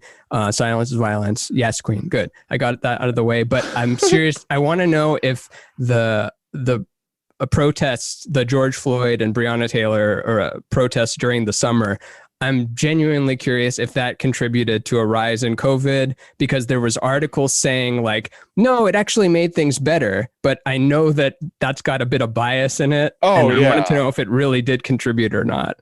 Oh, Which, that's if it did, that's great question. because it's the priority. Just making sure everyone knows that. You should talk to Nina about the, that would be a great thing to talk about. That's like exactly her thing. So honest to goodness, it did show that masks were more effective than even scientists were ambitious enough to think. But there's no way that like you're still supposed to like a mask cuts the droplets from going 6 or 7 feet, which also 6 feet isn't a perfect rule either. You aren't just invincible from 6 feet away. And like being in the same space for long enough, it can linger. And so I think going out in any group is a fucking terrible idea? I absolutely do. And it's super hard. Now you've made it a race issue and been like, well, I'm like very much, I'm a huge believer in systemic racism. I'm a huge believer in police, needing better training for better use of force, and there being a lot of people abusing that. I think every cop should have a camera on. I also think it helps cops do their jobs, and then especially if it's on. Yeah, especially when it's on. And then when people do, because there's problematic people during a pickup, and also studies show that when people know that they're on camera, they just behave better too. And so it also limits cops' liability from a he said, she said situation. Did you watch any of them? Any of the footage? I couldn't. I haven't yet. I'm told. Yeah, I don't. Like, I'm in a different place now. There's like some months where I can watch violence, and there's others I can't. But the specifically the George Floyd one, the extended cut, which shows the whole thing, not just the theatrical version, the director's edition George Floyd murder was it make you even more sympathetic to George Floyd, because I don't know, like his personality comes through more before, like where he's like, he literally says, please, Mr. Policeman, please don't arrest me. Like he calls him Mr. Policeman. I'm like, how do you arrest a guy that's calling you Mr. Policeman? Yeah. Let the guy go. And like I thought police officers were supposed to refer to you as sir, not as fucker. And he refers to him as get out of the car, fucker. Like the first instance of seeing him. So like that tape was clearly like, okay, this guy's clearly in the wrong, no matter which cut you're looking at. But there was some other of those police brutality tapes where there was more of a gray area, where it's presented as he was just walking home from his family, but he did have a knife. He did attack the cop. So those ones, it's like, yeah, I see why the cop acted that way. But specifically the George Floyd one, it was like, oh damn, this guy is clearly a problem. I mean, it would have been a great opportunity to, arrest those. And if they thought it was like jumping to judgment, well, there's like a lot of people in jail for murder or whatever else that like may or may not have even done it. Like, why are we like reserving judgment on someone that like there's video footage and everyone can confirm this is what happened? Let's put them in. Let's press charges now and then like see what happens. But yeah, I mean, I think that I think one thing that fueled the fire was that you had the people going with guns and fucking rocket launchers to town halls in April, just able to yell. And so now you're a black person watching. This is what white people get to do. Just go up and scream at a cop wearing a fucking rocket launcher and no one does anything. You're the president who wouldn't have been elected if it weren't for an Obama birther dog whistle hey, you guys didn't like that there's a black president, did you? And then have that guy encourage those people to do it more. And then when you try to protest, you get fired on. And like, I mean, what happened during the what was that? Who was that guy's name? The LA riots where the guy got pulled out of the Rodney King? You mean the 90s? Yeah. Rodney King. Like, was it a disproportionate response? Yeah, probably, to burn down everything. It probably was a disproportionate response. And we have to, just like we got to know that mandating condoms in a place might mean that less people wear condoms. We also have to know that, like, hey, there's these body cameras that are going to be bringing like lots of this stuff to light, and we need to prepare ourselves for how we're going to like deal with the outrage, because there's going to be outrage. Because if you think like that was bad, imagine what's happening when they're not like in public in front of everybody. Yeah. Wear a rubber if you're going to murder Rodney King or George Floyd. Stick one on. And so that's, it's like this happens, and people riot for a lot of reasons. There's these Nika riots. I looked up the first ever sport riot. I was Nika? Yeah. What's that mean? Nika. I think that was the leader at the time. Maybe. Don't quote me on that. It's funny, whenever you Google something and you don't give it full context, there's always some small tech company that has that name, Nika Business Solutions. And then it's just some shitty website from pre-Squarespace days that's just barely hanging on for dear life. So here's this is like an unfair description, but a hilarious one. Let's do it. I'll always take the hilarious over fair. So this was AD. So this isn't exactly what happened, the way it's characterized in this very brief summary, but this is AD 532. In what is known to be one of the first forms of sports riding, supporters of the chariot racing team Greens revolted against the Bestine Emperor's leader and supporter of the Green rivals Blues, Justinian. And so basically one team liked the Reds, one team liked the Blues, and there was the first ever sports riot. And then it goes on to say, catch this last sentence, at least half of the empire's capital of Constantinople, now Istanbul, was burned by the rioters, and 30,000 people were killed. 30,000. Isn't that funny that on the description, it's like a sports card where it's like the Nika riots, deaths, 30,000, methods, property damage, murder, goals, overthrow Justinian. Yeah. So is that going to be written about riots that we still haven't seen yet today, where it's got the stats on it, number of deaths, methods they use to achieve such deaths, yeah, and why they're rioting to begin with?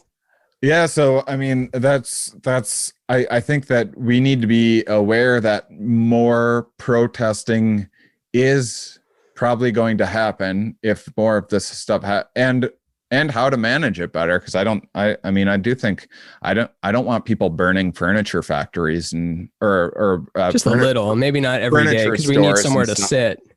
Yeah, but at the same time, it's like, well, we're all jostling over what is a priority.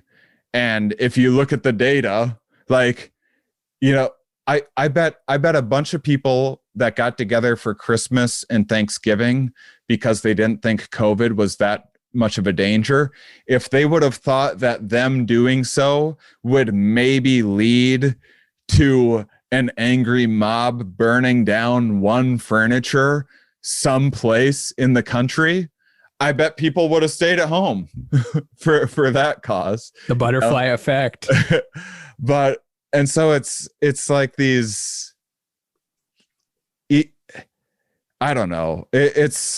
I don't know what to say about all that. I do know that it's very different than a coup, and it does feel like whataboutisms a little bit, comparing the like what happened with protest riots, whatever you want to call them, with Black Lives Matter this summer. I don't think that I didn't post much of anything like in support. I eventually, by the time like when Biden got elected and like people were like dancing in the street, I was like, I tweeted out like, what the fuck are you guys doing? Because I also think that there was plenty of Democrats that were in fact using a mask just as like, a symbol, and like as like For the photo only. Yeah. as a Biden like support flag.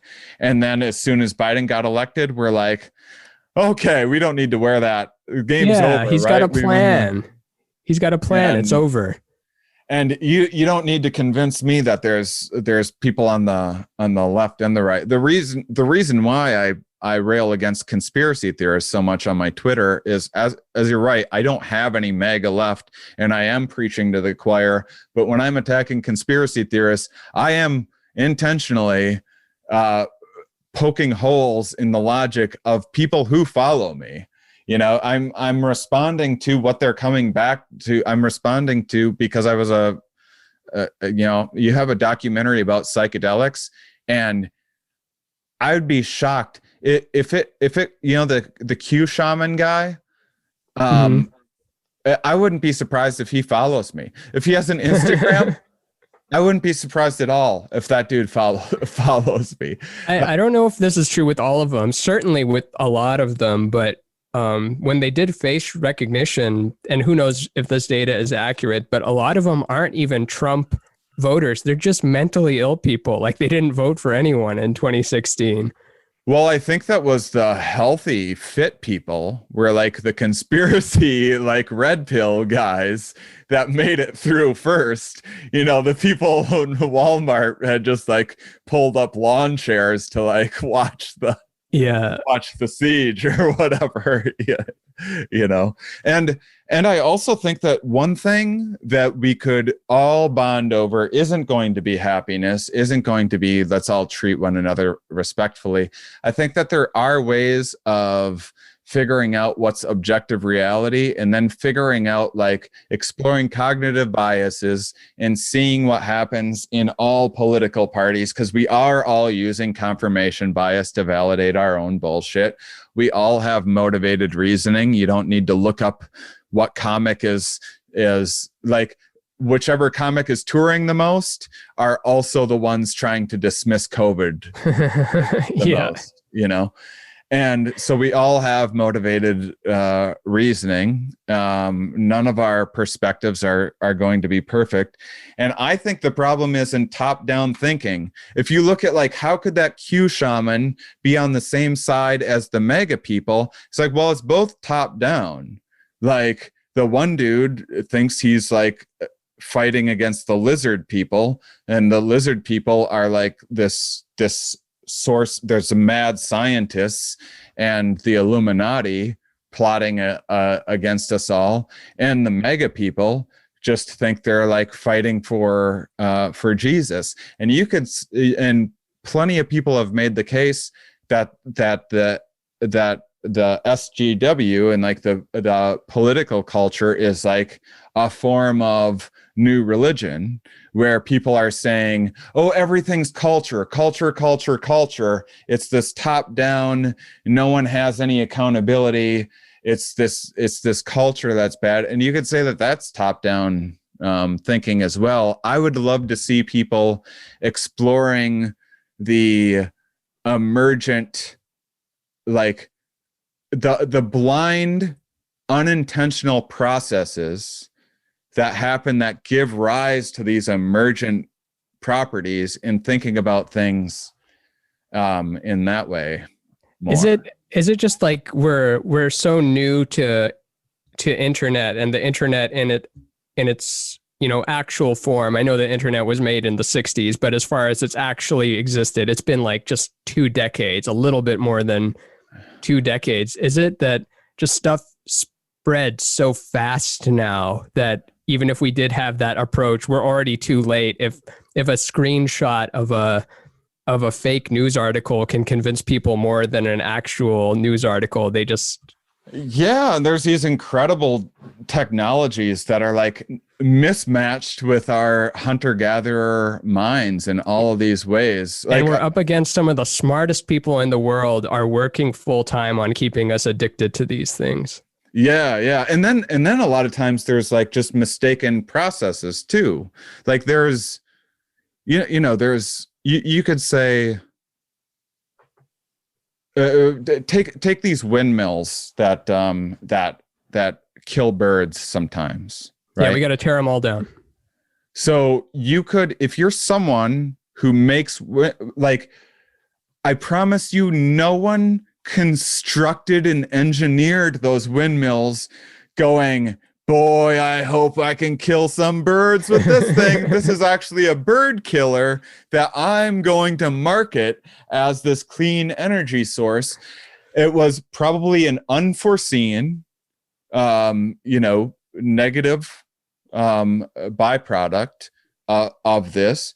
And then it wouldn't surprise me if there was motivated reasoning to play down how maybe these things really are an issue with bird migration, and there are people in the windmill industry playing down the amount of birds that they're killing. It wouldn't surprise me at all if that's the case, and that is like pretty understandable.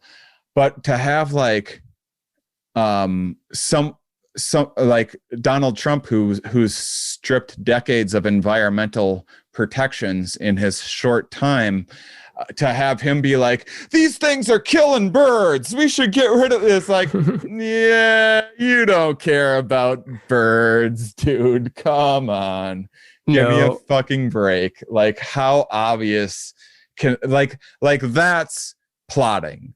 That is having a fucking agenda and just outright lying to people to forward your agenda. But a lot of these things happen by accident. Can I share? Gosh, I feel like I've been talking way too much. What are you talking about? You're the guest.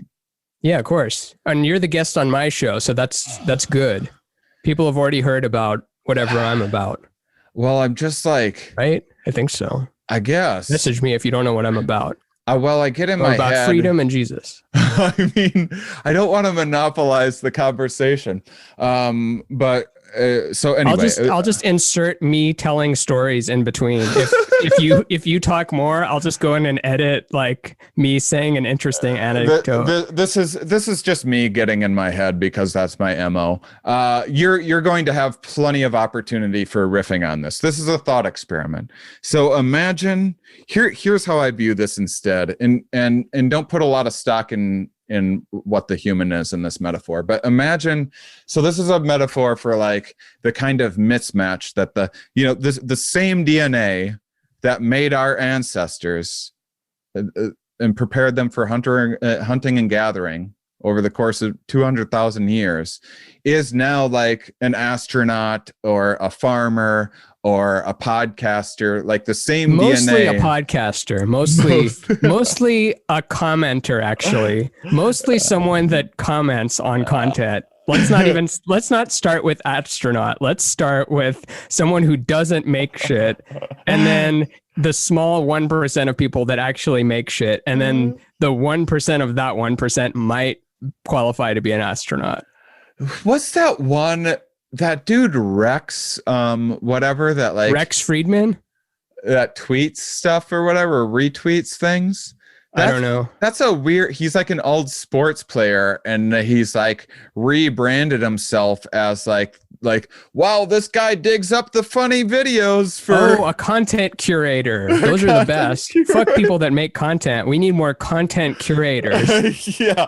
Like all content curator, people that steal my shit always have more followers than me. Oh yeah. Like the accounts that put their own name over me and then just post a a big variety of stuff they stole, they always have like 1 million followers and a store. And and then they'll be like, hey, hit me up if you know who owns this. Like, yeah, and they've already posted 6 things past it. I wish that, I mean, this is why I need to work more on music as opposed to visual stuff, because if you play like a bar of a song that's copyrighted, YouTube just already takes your video down, demonetizes it. If someone steals an image, good luck trying to get that taken away. Well, they might change that.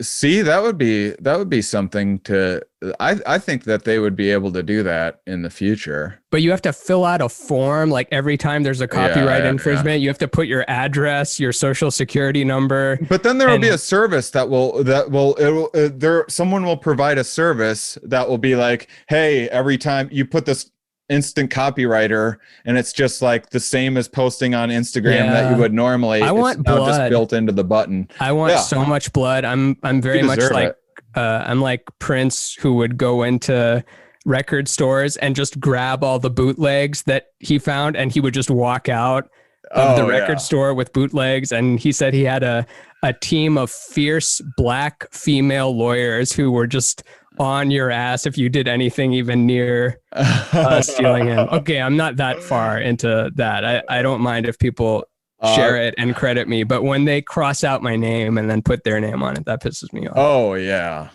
All right. So here's the thought experiment, and this is just about like our mismatch, what our brain was built for, and this mismatch in this. So imagine you were a hummingbird, and you evolved over whatever hundreds of thousands, maybe millions of years. I bet hummingbirds go back millions of years. And hold on, I got to drink my weight in sugar really quick, otherwise I'm gonna die. And now someone goes, so you've adapted to go around getting this sweet nourishment, and in doing so the flowers evolved to do that, to lure you in, and you help pollinate, and there's this whole complicated symbiotic system. Flowers are the original thirst trap. Yeah, and you don't know this, you just know the point of life is to go and eat as much stuff out of these flowers as you can and zip around, and you're this busybody. And one day you find this amazing source. It's actually a bird feeder that some human had put up, but you don't know anything about humans or whatever else. You just found this amazing source of like this limitless supply. And so now you don't need to go bouncing around to all of the different flowers anymore. You can just go to this source, and it's reliable. And then what do you know? Your health starts deteriorating. You're not getting the same variety in your diet that you normally did in the past. And then there's less flowers and less stuff being pollinated in the environment. And there starts to be like desertification and stuff.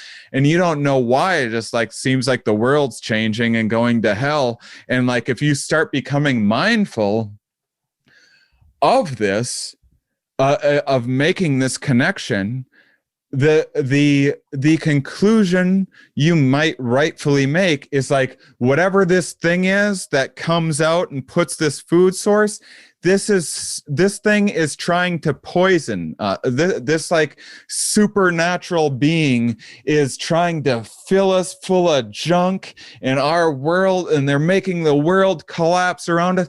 That dude's just some dope with a bird feeder that just wanted to look at birds. He didn't know any better.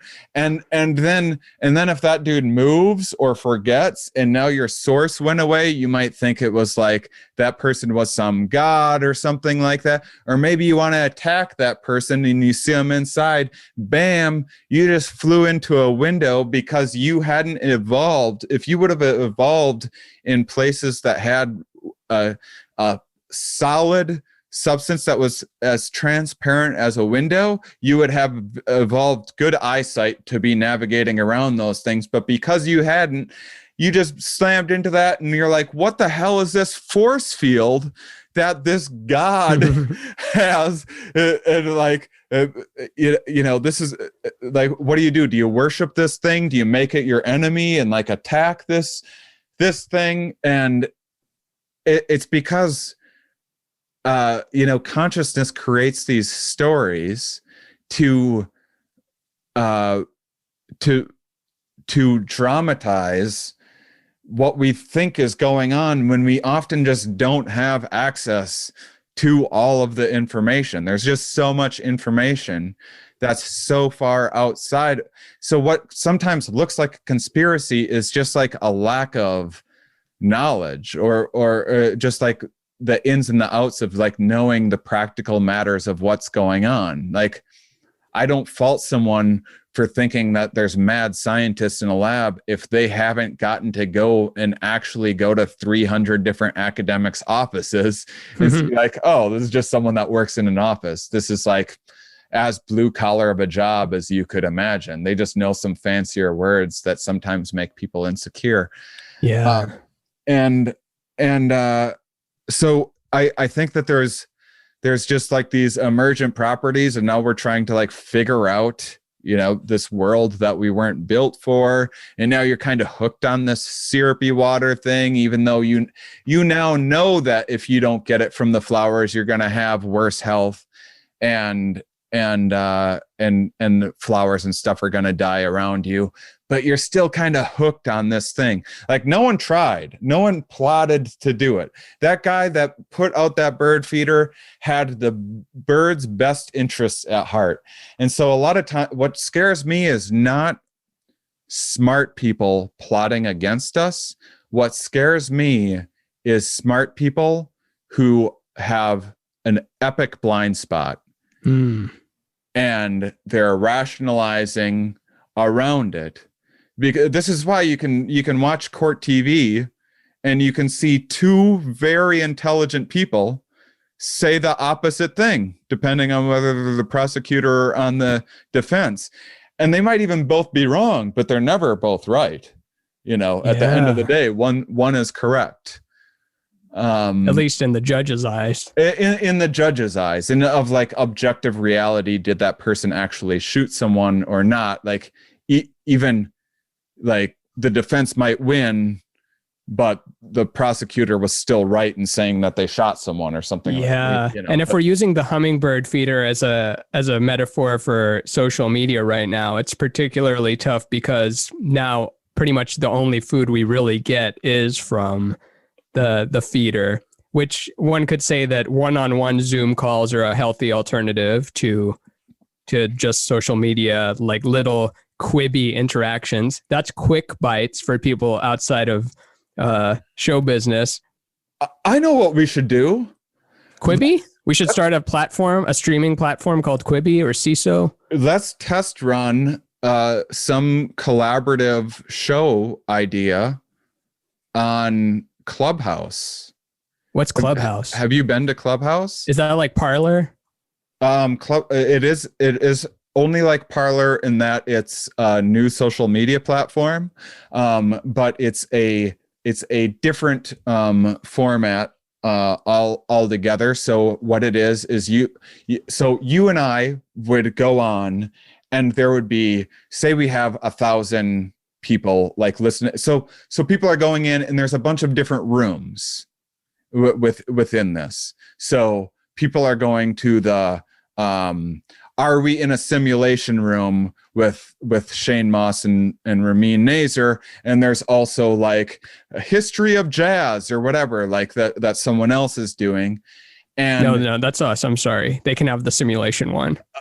So we're doing this history of jazz thing.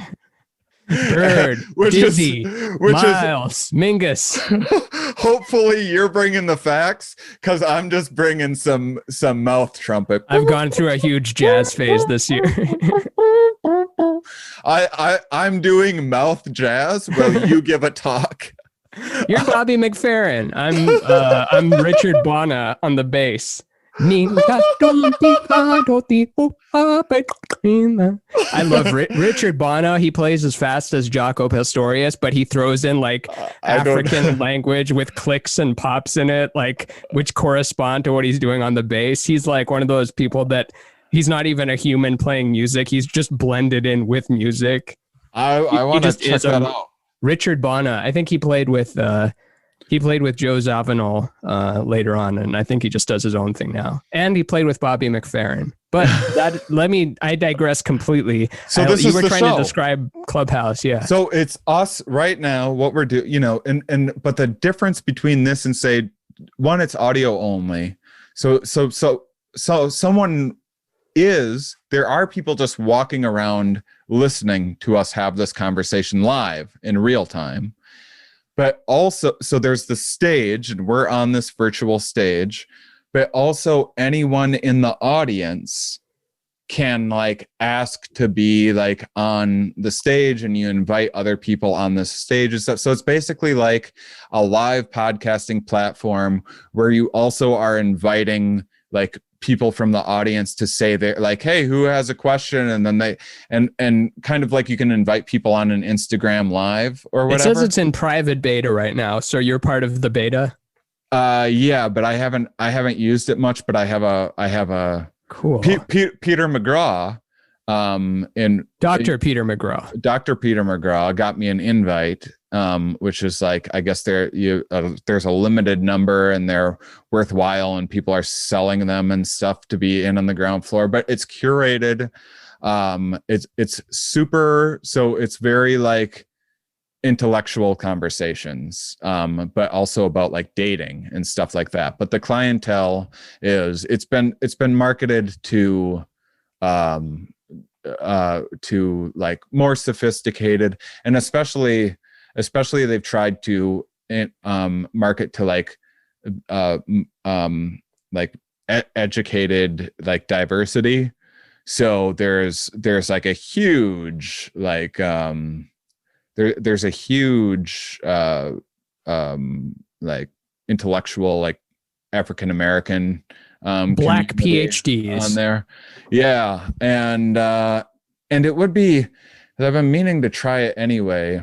Are you saying exclusively like that we'd only do it on there, or we tape it there and then we put it out somewhere else? Yeah, I think because I'm skeptical about new platforms because it's just such a it's so tough to get people over to it. It's like, well, just download the app, enter in your information, wait for the email approval, and then you have another app to listen to us on it. I know Peter McGraw's like, well, it's just in beta testing and I have 5,000 followers already. That's more than I got in like 12 years of being on Twitter and more than I have on Instagram and all the years that I've been there.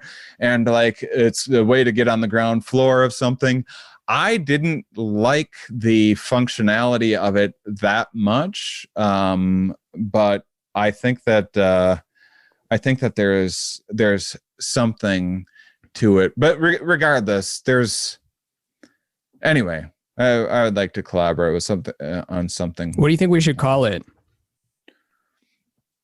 Maybe we don't have any idea right now. Loved the Joe Rogan podcast, because his show is called Joe Rogan Experience. We can call ourselves the Joe Rogan podcast. And then we never mention why it's called that. We just talk about whatever and it's us. Well, because I was trying to do, and I might still, this Shane versus meaning, which was at first, it never was what I ended up wanting it to be. And then I could be like the name that's not part of the show. I'm like Andy Richter. It's Shane versus meaning with also Ramin. Well, I like... Shane versus Ramining. Or I don't know, something like that. That's fun. But I saw your one of your recent masterpieces was the gray guy on the bike. That's like, I don't have any motivation and I'm still going. Oh, the guy that says, "Look, ma, no motivation." Yeah. And that's like that encapsulates my attitude. Like, what if we called it "Look, Ma, No Motivation"? That could be a working title. Ooh, like, I'm down to give it a goofy title because we should have. If it's you and me, we should have fun with it. Because I love that idea, dude. Because I've been calling myself like a demotivational speaker and stuff for years, and that's my whole thing. Is like, You know, you can still accomplish a lot without ever believing in yourself. Yeah. Like that's my whole aim. And it's not like we're going to stick to these roles, but like you could fill the role of the non-motivational and I could try to be the motivational guy or something. Like, not I that I won't be mean, honest, but if we're playing with dichotomies here. I mean, and like what, you know, anything's going to evolve from the original idea anyway. So even if we start with that in mind and see where it goes, like, Yeah, we're going to just be cheers, about man. making pancakes by episode 4, and it's going to be like a specifically pancake only show. I love this idea because you also, I mean, it's the most unfortunate thing about the Here We Are podcast Racial is bias.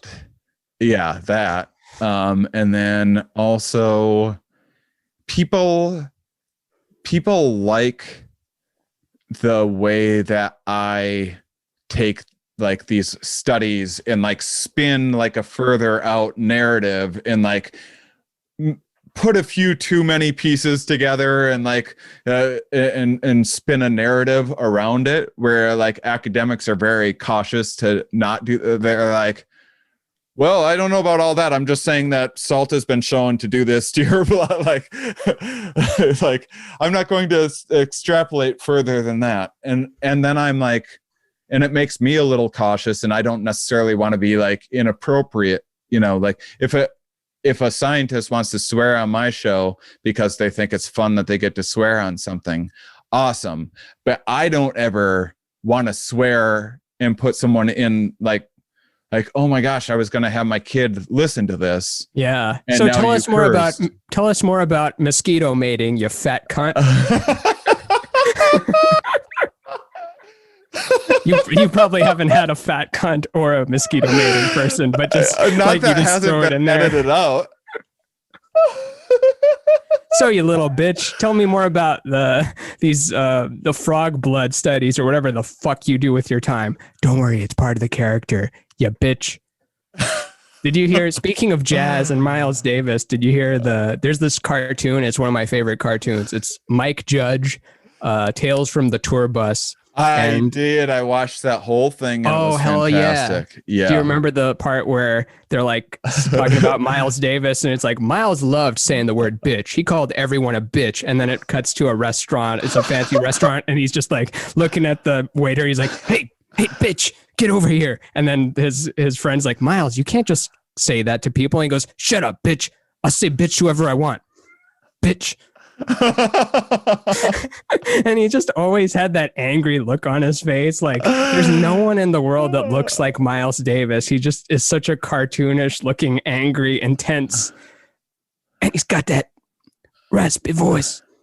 Here, this would be a great topic for an episode.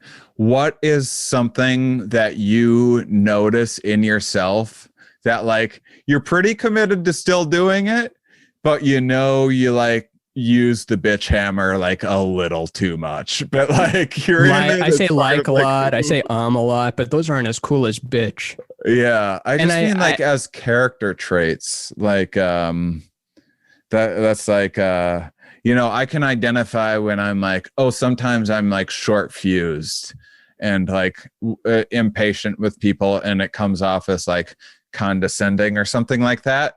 But at the same time, I'm not working super hard to correct it. I mean, part of the problem with Twitter too is like people don't get to hear your delivery.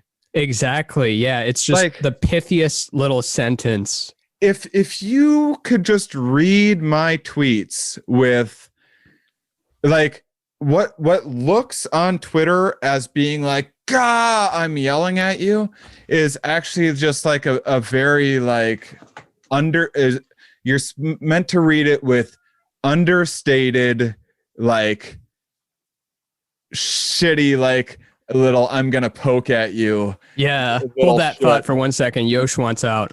Yeah.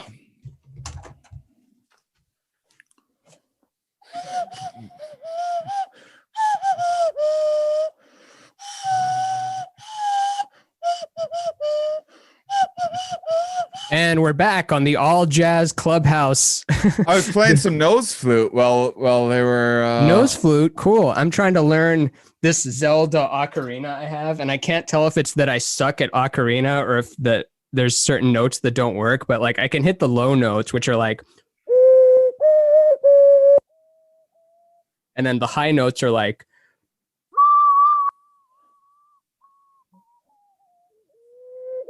but I can't make a song out of it yet. Here's how smart Zoom is. Zoom was literally like, nope, we don't need that. And it like, cut it out. Cut out, like you could still hear it, but it artificially lowered. Here, does it do it when I whistle? Oh yeah, yours works fine. Huh. It was just that instrument is like, no robots, please. And I'm trying to twirl drumsticks too. That's my new. Now it's like too blurry. It doesn't work right now. That's If I do pretty it slow, impressive. you can see it. Yeah, there we go. I've been meaning to get back into learning poi because it was bringing me joy to get to learn it, which I'm terrible What's at. poi? Nose flute? The spinny, like they'll be on fire if someone's really good, but it's just like a ball that's like a ball on a string. That's cool. It's a really good writer's tool. You know how I use the Pomodoro of like focusing for 30 minutes and then taking a 5 or 10 minute break? It's the perfect thing to get out of because you can't just be like, I'm just going to sit here for 5 minutes, because you'll still keep thinking of the thing. Mm-hmm. Yeah, your brain wants to eat itself. Yeah. And so it's the perfect way to like get those shower thoughts out during the break, is to like spin poi or do something like that. Spin poi, interesting. So, but I mean, I'm sure it's the same as playing instruments and stuff. No, it's completely different. It has nothing to do with playing instruments. I must obtain one of these. Can I apologize? Can we edit that out? Can I take that out? What if that was the thing that in my career that I'm like, God, can we? Oh, geez, I don't want people getting out that I compared a musical instrument to spinning poi. That's the thing that gets me canceled. Yeah. So let's see. I mean, as far as our new show, we don't have to name it just yet, but I like that idea. The look, mom, no meaning. Yeah. I mean, so could we use that artwork?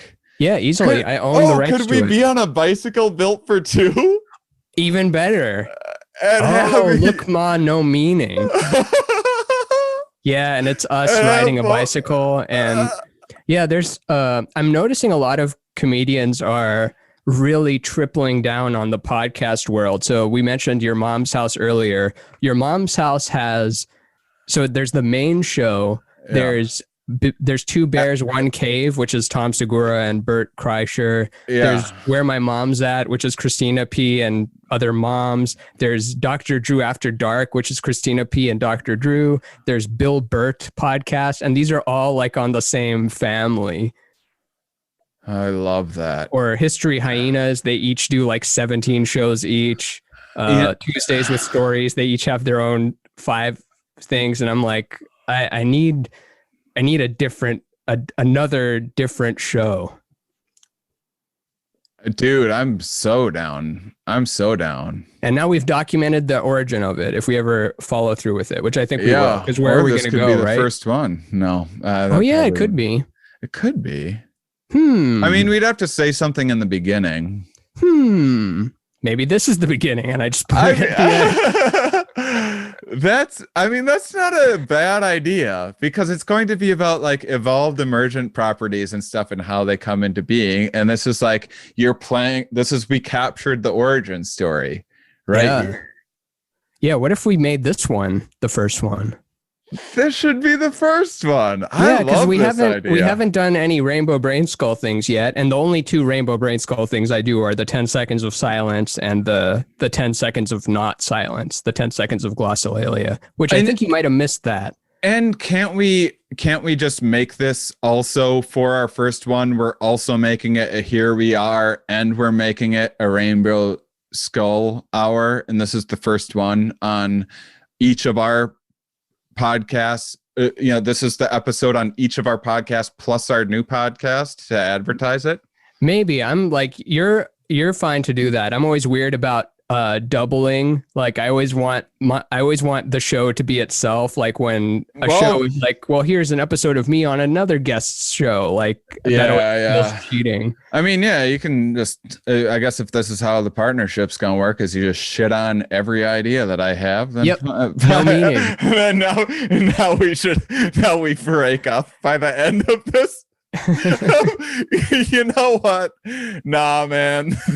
It was a nice idea for a while, but it just no offense, it just got to be like a bad roommate situation. Yeah, I don't like what you said about instruments. You compared a sacred thing such as an instrument to a ball on a string. That ain't right. That you just you know that I can't do impressions, and so when you start doing an impression, you're on an uneven playing field. And oh, now okay, Ramin's the genius that can do all these impressions, just because I only have the okay, I can do the one thing here, and it's okay, and people like that, but I only got that one, and you're so multifaceted. That's just your normal voice. The other one is the impression.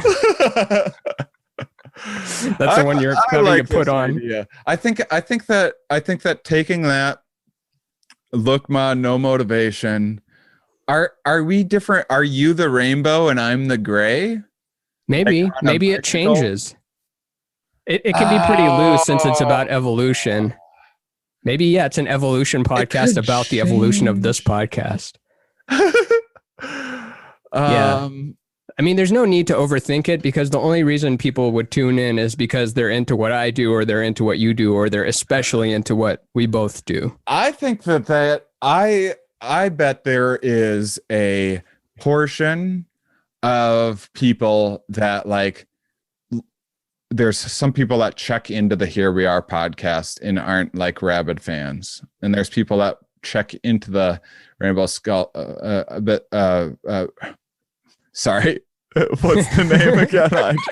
Rainbow Brainskull. Yeah. I was thinking in my head it would also be called Rainbow Shane Skull, but then it's like it's to me and also to you, and it's not both.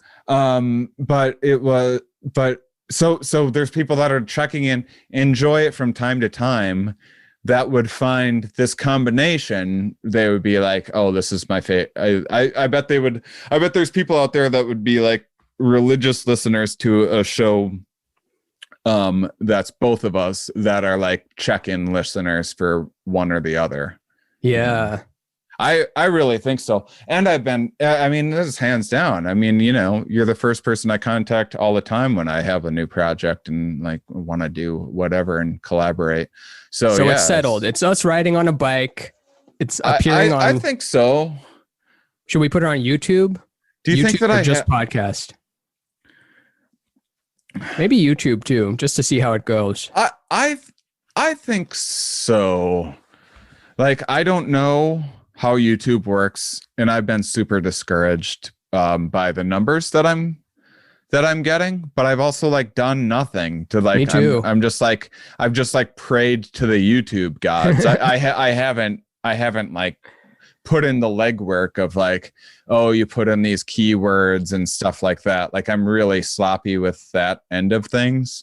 But like with an accountability buddy, I bet we could do like, dude, the descriptions that you do in the slides in the carousel for the Rainbow Brainskull Hour is like fucking fantastic. Those you mean like for the podcast, right? Yeah. Oh, okay, yeah. And like that stuff is like, so I'm lacking so much of that. That stuff. Yeah, we just like pick a topic each time or something. Yeah, and we don't even. Oh shit. And we don't have to even stay on. I just knocked over a bottle with nothing in it, and it was my own fault because I was spinning the drumstick and it just smacked the bottle down. But that's on audio. You know what we could do is like, you know, another thing that I like is the like never ending infinite complexity of all things, and like the fractal like nature of like of information like expanding in every which direction in every way, and the closer you look at something, the more complicated, like, one question. Oh, I thought you hated that. That's why I got you socks for Christmas instead of the ever expanding complexity of all things. I should have gotten you the ever expanding complexity of all things, not socks. Fuck. No wonder you don't wear the socks. But wouldn't it be great? What if we listened back to this conversation, pulled out some like concepts from it, and like made each of those their own episodes, see where that goes, and then like just keep on doing that, and then like, oh, what from that last episode should we like expand and make its own thing? I don't know. Cool. That could be your job. I'll do the art. I'll do the art stuff, and I'll upload the actual audio and do that mixing. But listening back to it and pulling out concepts, all you. I ain't listening back to anything. I like to just make it and put it out there. Oh, me too. I hate listening back, but I'll do it. If you want to, we don't have to, because no, I'll do it. I'll do it with this. Okay, and I was just joking. I don't want to put extra work on you, but no. I love this idea, and if in doing that, if I can identify some highlights to give you timestamps, if you'll put the stamps in, yeah. If you'll cut them. Then we'll be a real YouTube show. For YouTube highlights? Yeah, those people that are actually segmenting their show, it's wild. And man, what was it? That's the way to do it.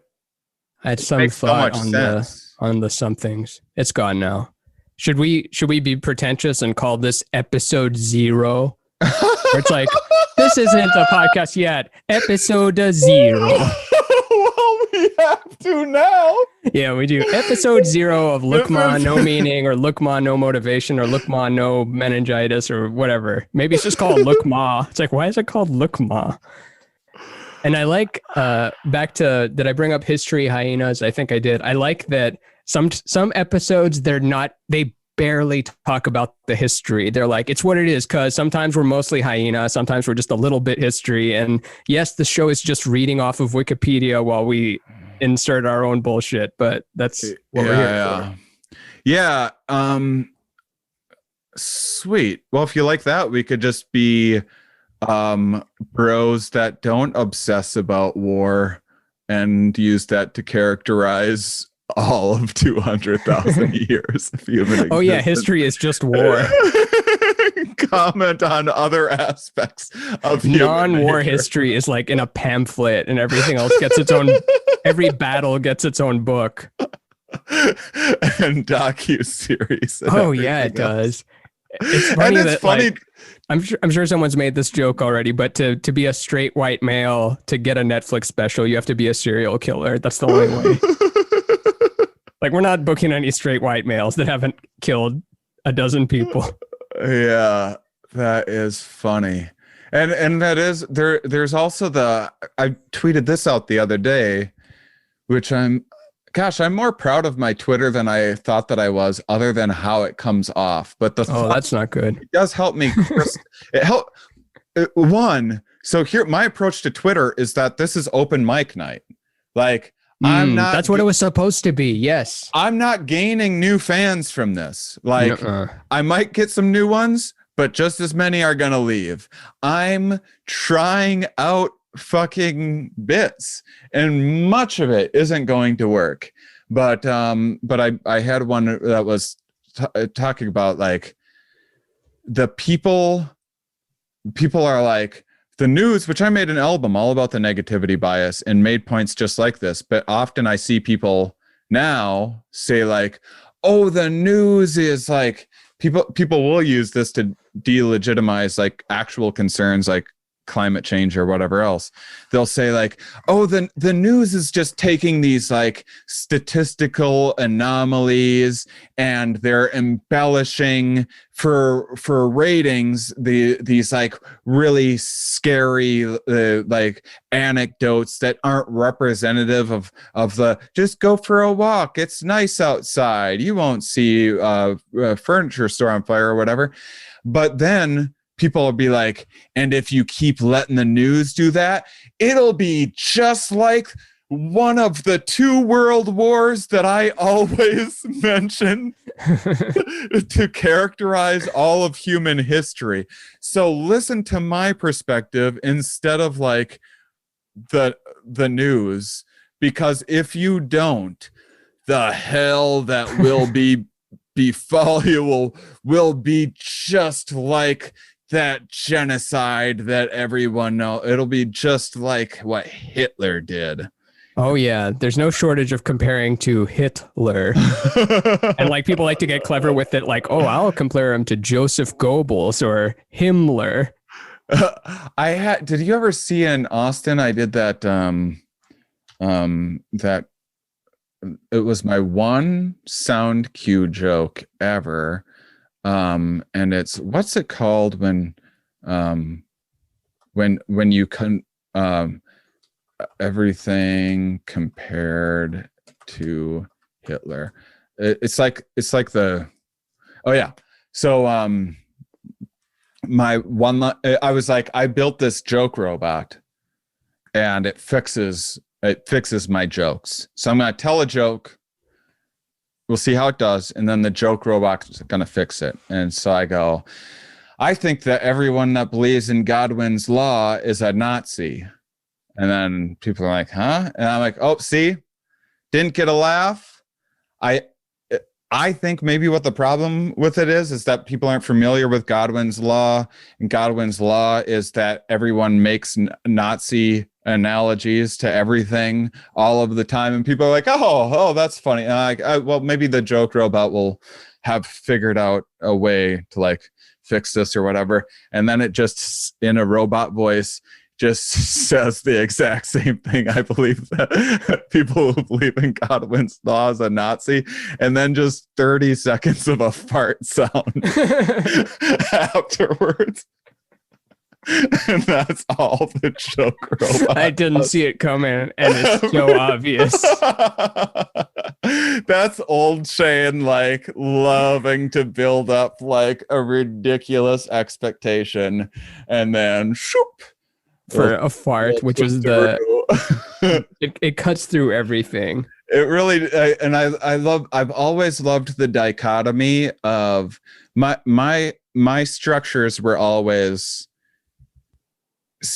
take low hanging fruit topics and references and make them smart, and take smart sounding things and make them dumb. Like I've always loved playing around with that dichotomy. You're good at it. Yeah, so I have like real sciencey dick jokes, and then I have like dicky sciencey jokes. Yeah. That's not a beaker. That's my cock and ball. Sir, you're no longer welcome at this establishment. We're never giving you a guest spot again. I hope. What was that joke that you said like April Macy had, where it was like, that doesn't stink. You know what stinks? Your grandfather's asshole. And it had nothing to do with anything.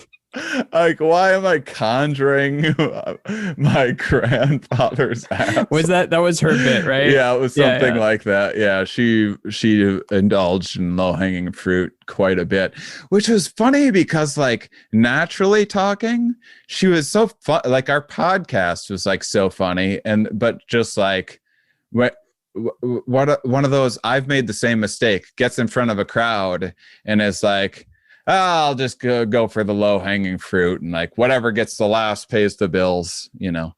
But just to talk shit about my ex for no reason whatsoever. She's a lovely woman.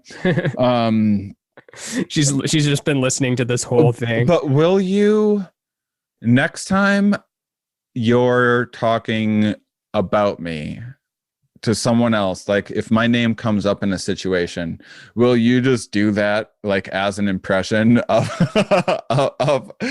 me, of like, that's have you heard? A beaker?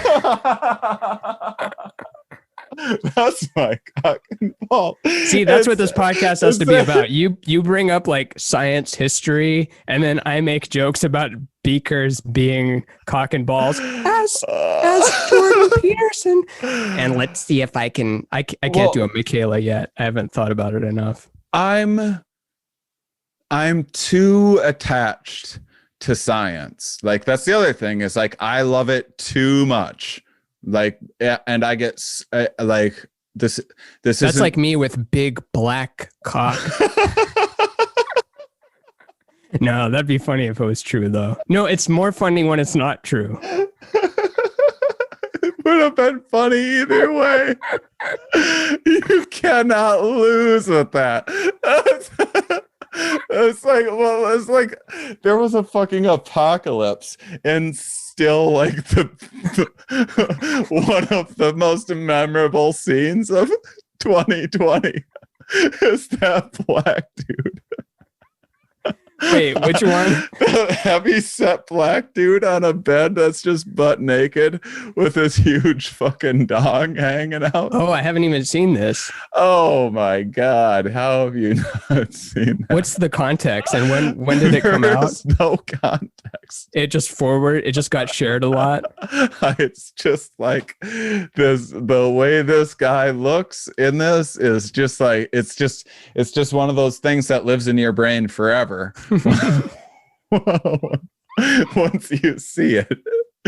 I can't believe you haven't. But you said that. you're too attached to science. I'm a little too like I notice that I take it too seriously, and like I also, it's not even what happens is it's not like, hey, I'm not joking around about science. It's that I forget to like I get so immersed and wrapped up that I forget to like, oh yeah, and you can like also have some laughs a lot along the way too. I think you don't want your guest to close off. Like you don't want to be too serious, but also you don't maybe if you're too funny and you turn on the joking too much, then they might appear as though like, oh, I'm the straight man here, and therefore I don't get to be myself. And it's a tricky thing. Academics like to make like TED Talk style jokes where like there's a laugh, but then let's be serious for the next 5 minutes and then a laugh. Whereas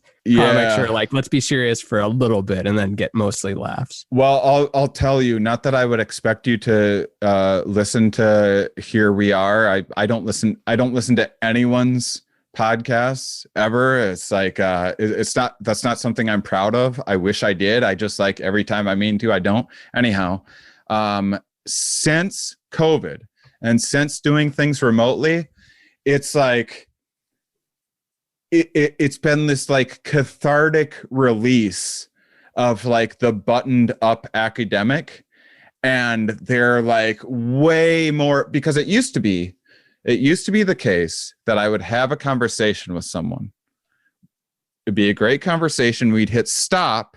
And then they'd be like, you know, when you're saying this, it reminds me of that. It would be like the funniest, most mind-blowing, most incredible. It'd be like, motherfucker, you waited till I wasn't recording. And it's because it's like a little bit like, I'm not sure if I should. That's a little too speculative, or that's like a little bit outside of my field. So I'm going to be careful. And then like those things are now coming out. It's been one of the most beautiful things of this whole experience. That's so cool, because before you would often be in their office. So you're a little more like, you know, closed off because, oh, I'm in the ivory tower, and they're also in their ivory tower. They're still working on tenure. They don't want to lose tenure or lose their grants or any of that stuff. But now you're both sitting where you beat off and look at X Hamster and Pornhub all day. Yeah. And neither of you are wearing pants probably. So you're both like loose enough to actually be yourselves. It's like, it's night and day, and it's made my podcast so much better. And it's made me come along so much more as a host. And like, man, like a good example, there's one I did recently for listeners that have never listened to my podcast before, called Courage to Suffer, which is the title of a book of a therapist and a sounds like a Republican senator that was a Navy SEAL. It sounds like one of those types of books. Courage but Yeah. courage, and then in smaller font to suffer. It was based on research from both a therapist, a married couple as a therapist, and a psychologist who studied like the psychology of mythology, and they're both. That's Adele the Funky Homo Sapien lyric. It sure is. What was it? Psychology of mythology. Yeah, Oh. And they had a tragedy befall them, and they found that the normal therapeutic interventions were trying to like dismiss like what they were feeling. What was and the tragedy? Their losses. Kid? The dude's brother died from something that was then revealed to be a rare disease that he might also have. Shit. And then they, from that, realized they might not be able to have kids.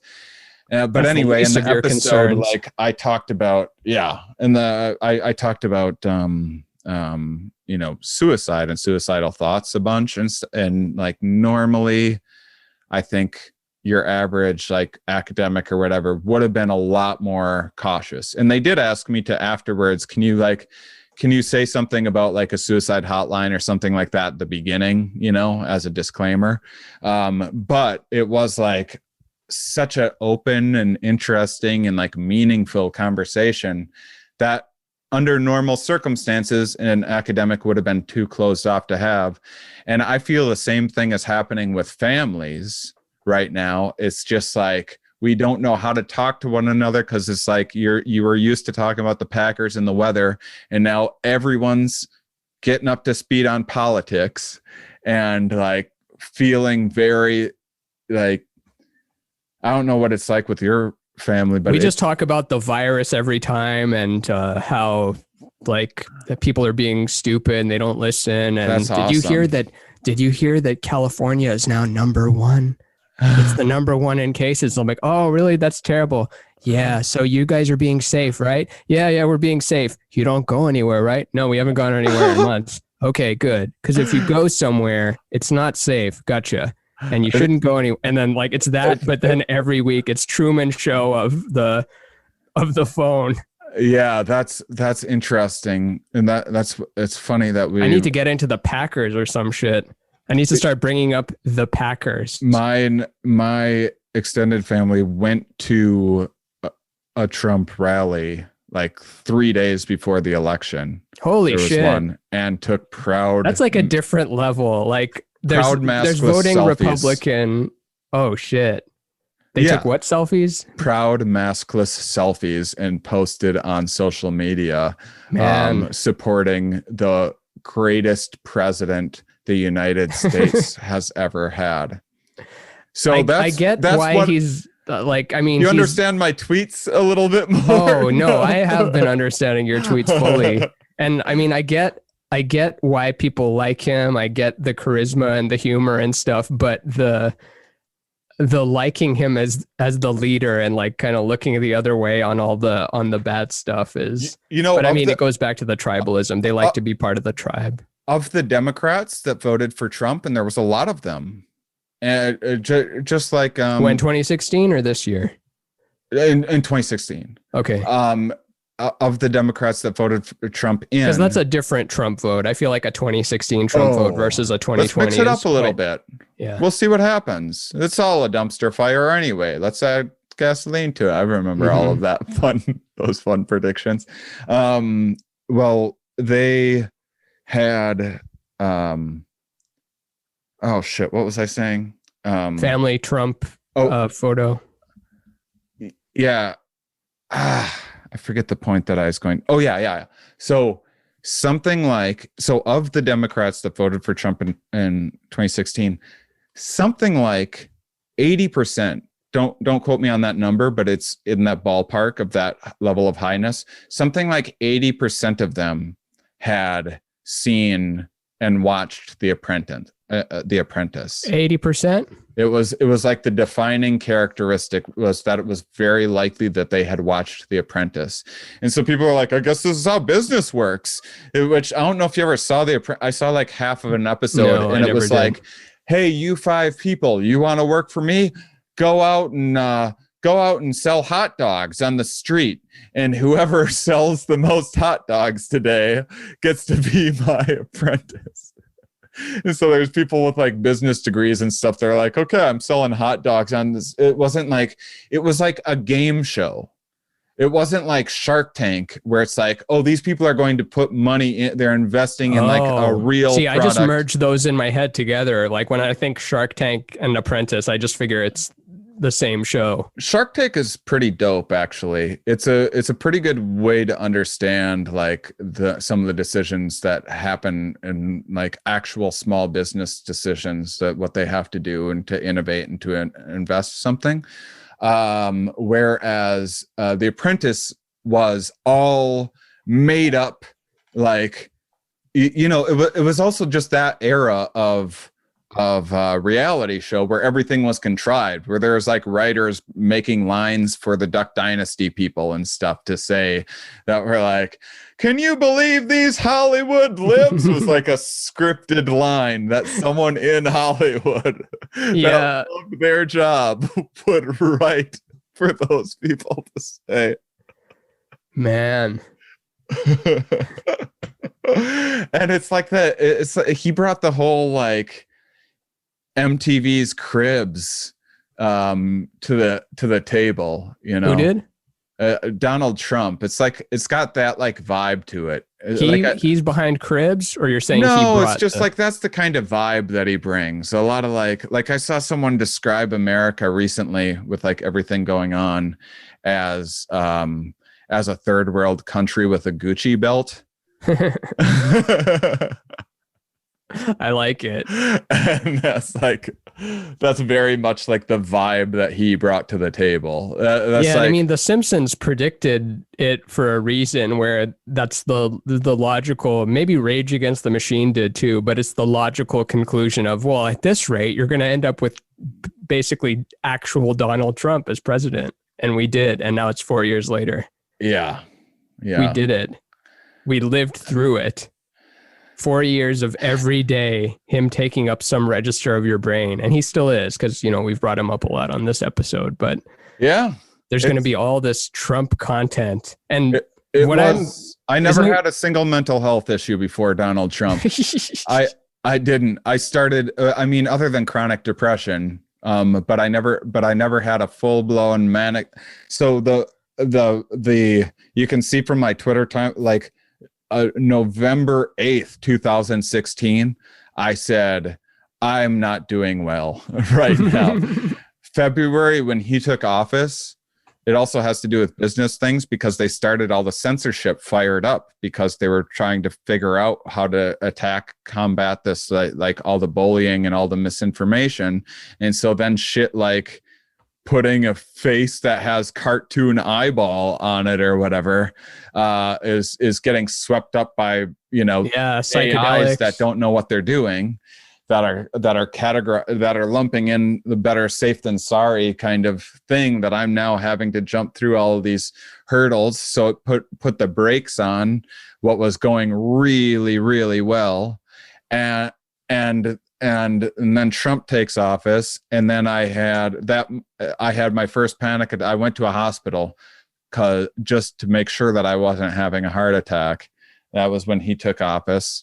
But the first time I went to the psych ward, it had a lot to do with psychedelics. It also had to do with him fighting with Kim Jong-il about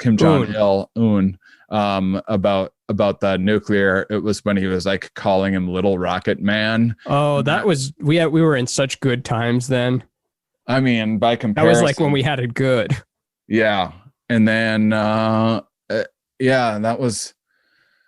Yeah, and then the last time I gave up on humanity was over the mask thing. Sturgis was another one where I gave humanity too much credit. Who's Sturgis? Sturgis motorcycle rally. Sturgis motorcycle rally? Yeah. Are you being serious right now? Yeah, I don't know what Sturgis is. Maybe I'll know once you say. Sturgis is a motorcycle rally in North Dakota. Sturgis. I'm not in that demo, I don't think. It usually has Sturgis motorcycle. It usually has like 400,000 people a year. Is that the Elect. same as like in Austin when all the bikes would come through? Is that the same thing? Yeah, there's different motorcycle rallies. Sturgis is the biggest one. But is that the one that would come through Austin, or am I thinking of like Rot Rally or something? I don't know.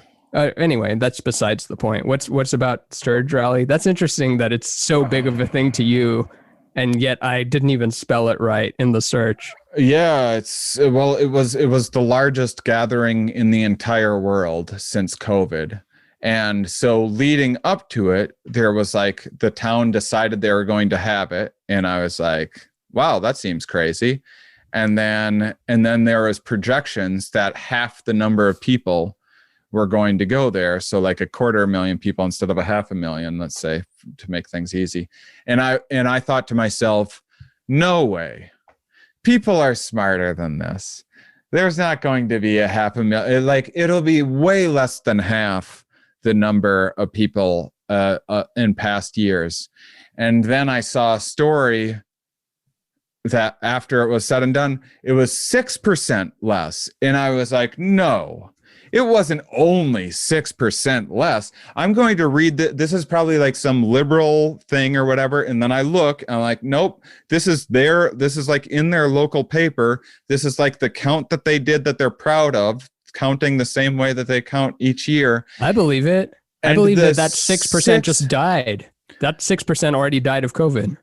Actually, you know what it was? That 6% was the amount that would normally come internationally. Oh, I thought you were going to say margin of error. So that 6% was the statistical margin. The same exact number of Americans that go to Sturgis every other year went to Sturgis during a global pandemic. Of course. It's not real. And they're the only people that usually wear a face covering. And so to be rebels, this is the 1 year, like they've literally in the past, they've gone to court to not be discriminated against for wearing face coverings. That's hilarious. And then they went there to see Buck Cherry, by the way, was like the headliner. And is that Save Tonight? No, like that's the break of dawn. Come tomorrow. No, Buck Cherry was actually decent. They had I'm on a plane with cocaine. I was gonna say, what's the other one? That what was is the Save only Tonight? other. I'm not sure. It's some eagle-eyed cherry or like ass-eyed cherry or something with the cherry in it. Whatever. I was gonna say, like, there's not gonna be all these bikers that are like, I gotta hear Save Tonight, fight the break of dawn. Who does Hey Now I'm an All-Star? Smash Mouth. Smash Mouth was the main headliner. Oh yeah, that makes sense. And so this was like, a lot of like Harley Davidson had pulled out and stuff, and usually, so it wasn't even like as good as, like, by nature of most businesses pulled out of it. It was, and the same number of people still went out of their way and then they were having sneezing contests in indoor bars. And I know that because there was a guy who went to Sturgis that was like, oh, I'm going to talk to the newspaper about, like, things are getting a little out of hand around here. And this guy was like, yeah, I do think that people aren't taking COVID serious. I take it seriously because I almost died from it. So, and the docs say I have 40% the lung capacity that I have. So this guy's now on his last leg. He already had COVID. This is a time that they weren't sure if people could get COVID again, like right away. It seems to be a low-ish number right now, but we still don't know for sure what's going on with that. But he sure as fuck didn't. And then was going to this massive thing. And then he was indoors at a bar, and this was the Overton window hadn't shifted as much as it has since this time. This is the very first big gathering like this, and then he went into a bar, and then once maskless in a bar, and then once they started having a sneezing contest, this dude was like, nah, I got to That was bounce the out. limit. That was the limit. Enough's enough. And then like went and ran to a journalist to be like, hey, write this down. They're getting a little too wild in there. Just so you know, I'm not about that. I missed that whole little episode, and that shows that how quick the news cycle moves, where I didn't even take that in. But I will say that I do actively avoid news because there's only so much time in the day, and why would I do that other than to promote some facade of myself that is informed? It's much easier to just be agreeable. Yeah, it is easy to be, but don't you? So you put the same thing on you have a new piece of work and you're putting it on Instagram, Twitter, Facebook, and everything else. See, I view social media as like, hey, Twitter's my open mic. I'm a little shit. And then Instagram is like agreeable Shane, for the most part, is like a really toned down, like happier version of Shane. And then like Facebook, I just don't really use. Yeah. But I mean, like there's the no idea of wrong being way people. there's no wrong way to eat a Reese's, but I do like I try to keep in mind that all of these can go the way of MySpace, and I want to produce stuff that if all the social media platforms went away, I would still have the work, as opposed to like, well, looks like all those tweets were for nothing. Yeah. Oh, like I said, Twitter is not benefiting my career in any way, but it's benefiting my writing in some ways, and some of my stuff is like just cataloging. Like there's thoughts that I'm putting together, and so it's like an easier way. I know I'm not going to look back at my journal, but I will sometimes like go back through. Like I wonder what I was tweeting around that time. I had an idea about like this conspiracy theorist stuff or whatever. Yeah, it's not all waste, of course. And also being specific to each platform is a better strategy, but I don't have the bandwidth to do it. Right. I mean, I'm just spewing creativity, so I just need all these different outlets. That's not true at all. We do. That it is true. We do need, you and I both need that. And I think we get really depressed if we're not like, oh, you need to be showering me with attention for no reason. But we do need an audience. We do need to be talking it out or expressing it out. Like it's no life to just be looking at the screen and taking in information and then circling it in your own head. And sometimes speaking for 10 minutes, some places, that ain't it. I started going into the trending topics like a few months ago for the first time. But before that, I don't actually look at Twitter or Instagram. Like I hadn't until COVID ever looked at, I just like put my own thing out there. Like, I don't care who sees it, whatever. I'm not, and I don't do the thing that you're supposed to do. Like, I'm going to retweet my friend and then they're going to retweet me and like all that. I just like, I don't want to get sucked in. Remember Follow Friday? Remember how small Twitter was, where it's like, Follow Friday, follow Pete Holmes, Kumail Nanjiani, Chelsea Peretti, and then they like tweet back like their Valentine's. You know what I mean? Like people were actually doing Follow Friday, and it actually led to people following because it was a smaller group. There's still people that do Follow Fridays. No, they don't. There's we one need to person round them that up. does a Follow Friday, and someone in the Friday recently was like, because I'm in it, and they were like the tides, like it's like this person just has it scheduled that like every Friday, like the same number of people are going to get like a Follow Friday like shout out or whatever. At that point, it's just like you just want to remind those people that you are like exist. Yeah, that's all we can hope for.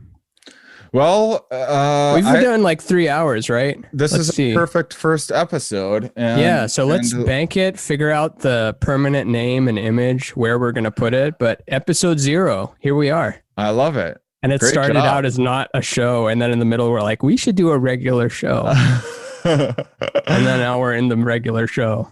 I love it. So should we, love it. let's pick a day too. Maybe we can do it off air, but like pick a day, like what, every week. And then if it doesn't work, we'll change it. But if it has to happen every week, then we'll make it happen. Yeah, I would like to maybe get like a couple. So if one of us like gets the SADS and we need to like skip a week sometime, or we can't get the time to work out, I don't foresee that happening, but let's plan on having a day, but let's have one in the bank. Yeah. I'd love to even schedule it on the days that we might have a SAD. So then so then we have to show up. And maybe we'll just be sad for an hour and be like, well, I just couldn't go on today and I didn't have the energy to even get in the shower, and shower is my favorite part of the day. And then we become bigger than Rogan for some reason. We're shooting bow and arrows. And I think that I did have a joke about how when I'm a gatekeeper, I'm if you want to ingratiate yourself to me as a gatekeeper in science comedy, you need to obsess over badminton and like only make badminton references when you're trying to like with your life philosophies. Yeah. I miss badminton. Badminton rocks. But I think that when do people like Monday releases? Is that right? I don't know. Who knows what people like? People like Doja Cat and Lizzo.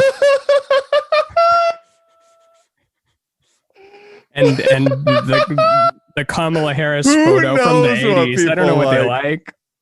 We're not what people like. This is approaching. That's not a bad name either. What is the name? We're not what people like. We're not what people like. And no, we shouldn't be thinking of what people like. We should be thinking of how do we avoid the people that will hate us. I actually was saying this all of the time on Stand Up Science, like that when someone like clearly like they were there just for comedy and like it was too sciencey to be a show for them or whatever, or they're like upset I wasn't talking about LSD and instead have a biologist or whatever. I would always say to the audience, I'm looking for better fans, not necessarily more of them. Yeah. And it's absolutely like, because you could have had a ton of fans if you just had a regular ass show where you made fun of woke culture, or made fun of Trump, or anytime I start having what even approaches success, I will start just cannibalizing my audience of like, yeah. And you might think like, oh, well, you were in a bubble, like no mega follows you. Well, not anymore. Sure. But that's because I've weeded them out. Like I used to be on Bob and Tom all the time. I had like more mega type fans. I had just as many mega type fans, like percentage wise, as like anything else. And I was like, yep, I'm abandoning this, because I went on a tour. I went on a Bob and Tom tour and I was like, oh, well, that's not what I'm going to perform to. Like even the show like would go well and everything, but like what I would have to do for the show to do well, like no, absolutely I think Duncan's not. doing the same thing in a way. Yeah. Like Duncan went through a period, maybe he still is, but maybe he'd cultivated too much conspiracy people, and now it's like, oh man, I've got to thin this herd a bit. It's getting a little wild. Yeah. Because Duncan was all about conspiracies. I think that I don't know what's going on with Duncan, but he is navigating it in a really thoughtful and interesting way. And like considering like this has been the time for conspiracies, and like every pandemic that's ever happened you can see like by Dr. Mike's cure-all pill, and like newspaper. There's all these like old newspaper clippings and stuff of like the original snake oil, where it was literally snake oil. Well, that was actually the problem. Is it wasn't snake. There were actually potentially some benefits to actual snake oil. That's the clip right there. And it was just like someone made something that wasn't snake oil, and whoever was making original snake oil actually believed in their product enough to go wrangle a fucking snake and oil it or de-oil it or whatever. Yeah. How much oil do you even get out of a snake? Like, that's someone that genuinely believes in what they're doing. And I believe snake oil will work if you make it your own, because the amount of things that you have to do to procure your own snake oil, make it and ingest it, like the placebo effect of doing all of that shit will probably better your life. Yeah. So go make your own snake oil. That's what life's about to me, is making your own snake oil that you're selling yourself on, that is like benign, but like the narrative will drive you to where you need to go, which is usually a pretty aimless fucking direction, but you just got to keep moving. Self-fulfilling prophecy. All right, so we were trying to end this like 15 minutes ago. So, well, this is a good sign that we have so much to talk about. So what do we, I mean, and what I love about different podcasts is like a thing that you do every time on it. So, I mean, how do we say goodbye? Like keep shaking those buns, hon. Because then that's people our show, listen to the end for that reward of like a ding. Yeah. And then there's like keep a listening. Pavlovian.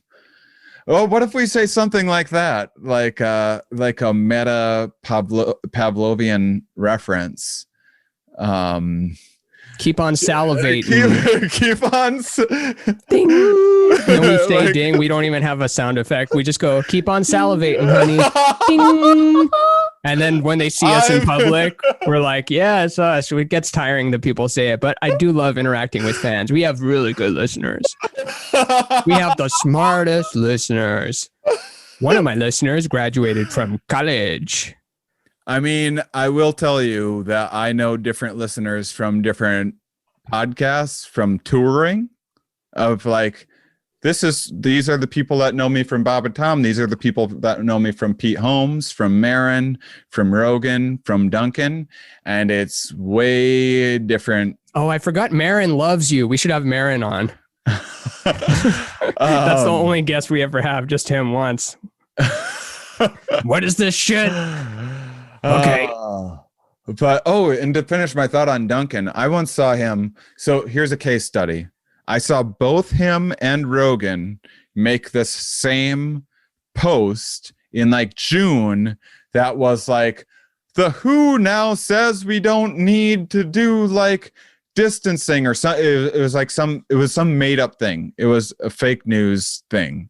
They both were like, see, these scientists don't know what the hell is going on. And then it was retracted the next day, and Rogan didn't do anything. And Duncan went on and said, hey guys, I guess this was retracted. This was me catching myself, seeing the shit that I wanted to believe at the time. Sorry for spreading like bad information. And that is why Duncan Trussell is my fucking hero, because he might be into conspiracies and like, you know, have some buy into like some of the same shit that hooks other conspiracy people, but he also will be like, well, I don't want to be a fucking idiot and wrong, and like I'll listen to like what's wrong with this, like I'll listen to the reasons why I shouldn't think this, and hear it's it like out. What Ram Dass says, man. You gotta apologize the day after you. So I read some bullshit, man, and I like to apologize the next day, because Ram Dass would call this samsara, which is putting your soul into the perspective of the other person, which is you. That's what's wild about it. So when you're engaged in polyamory, you're literally fucking yourself. And it's beautiful, man. It's beautiful. You gotta try it. I'm sorry. I just went off on a rant there. I'm sorry. I love Duncan. He's so good. You're so good. We're good. We're the goods. We're good. Keep salivating, honeys. Ding. That's going to catch on. I'm going to get shirts made before the podcast's even out. Keep on salivating, honeys. Can we do it at the same time? All right. 3, 2, 1. Keep salivating, Barbara. Oh, wait, is it Ding. keep I'm gonna on say salivating? a random name each time. Oh, yeah. Barbara's good. Because Barbara's good. Keep on salivating, right? Or keep salivating. Let's keep on salivating. You're right. Keep salivating. And you say like honey or some sort of other ridiculous honey thing to call someone. I'll say a different name each. Okay. That'll keep people sucked in because people will want to hear their name. Yeah, maybe your name will come up. Maybe it'll be your name. Hey, if we say your name on the show, you get free merchandise, 10% off. Ours 10% off select merchandise that day. Hey, I'm a Barbara. People email, I'm a Barbara. Give me that. So you get 10% off the highest margins merchandise we have. We sell drop shipping sweatshirts for $100, which you can get for $90. So keep salivating, honey. Ding.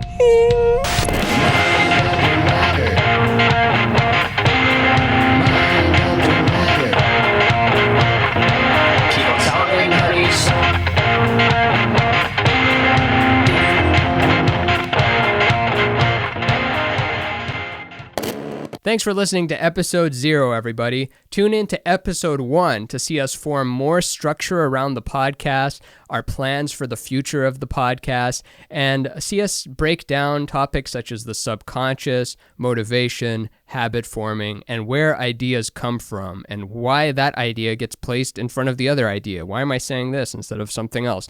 And also be sure to tune in to our Patreon. That's patreon.com/mindunderpod, where you can catch an entirely other series called Mind Under Art, where Shane talks to me about art pieces I've made. Fans can mail questions, and it's a longer community forum discussion that's a ton of fun. So join the Patreon at patreon.com/mindunderpod.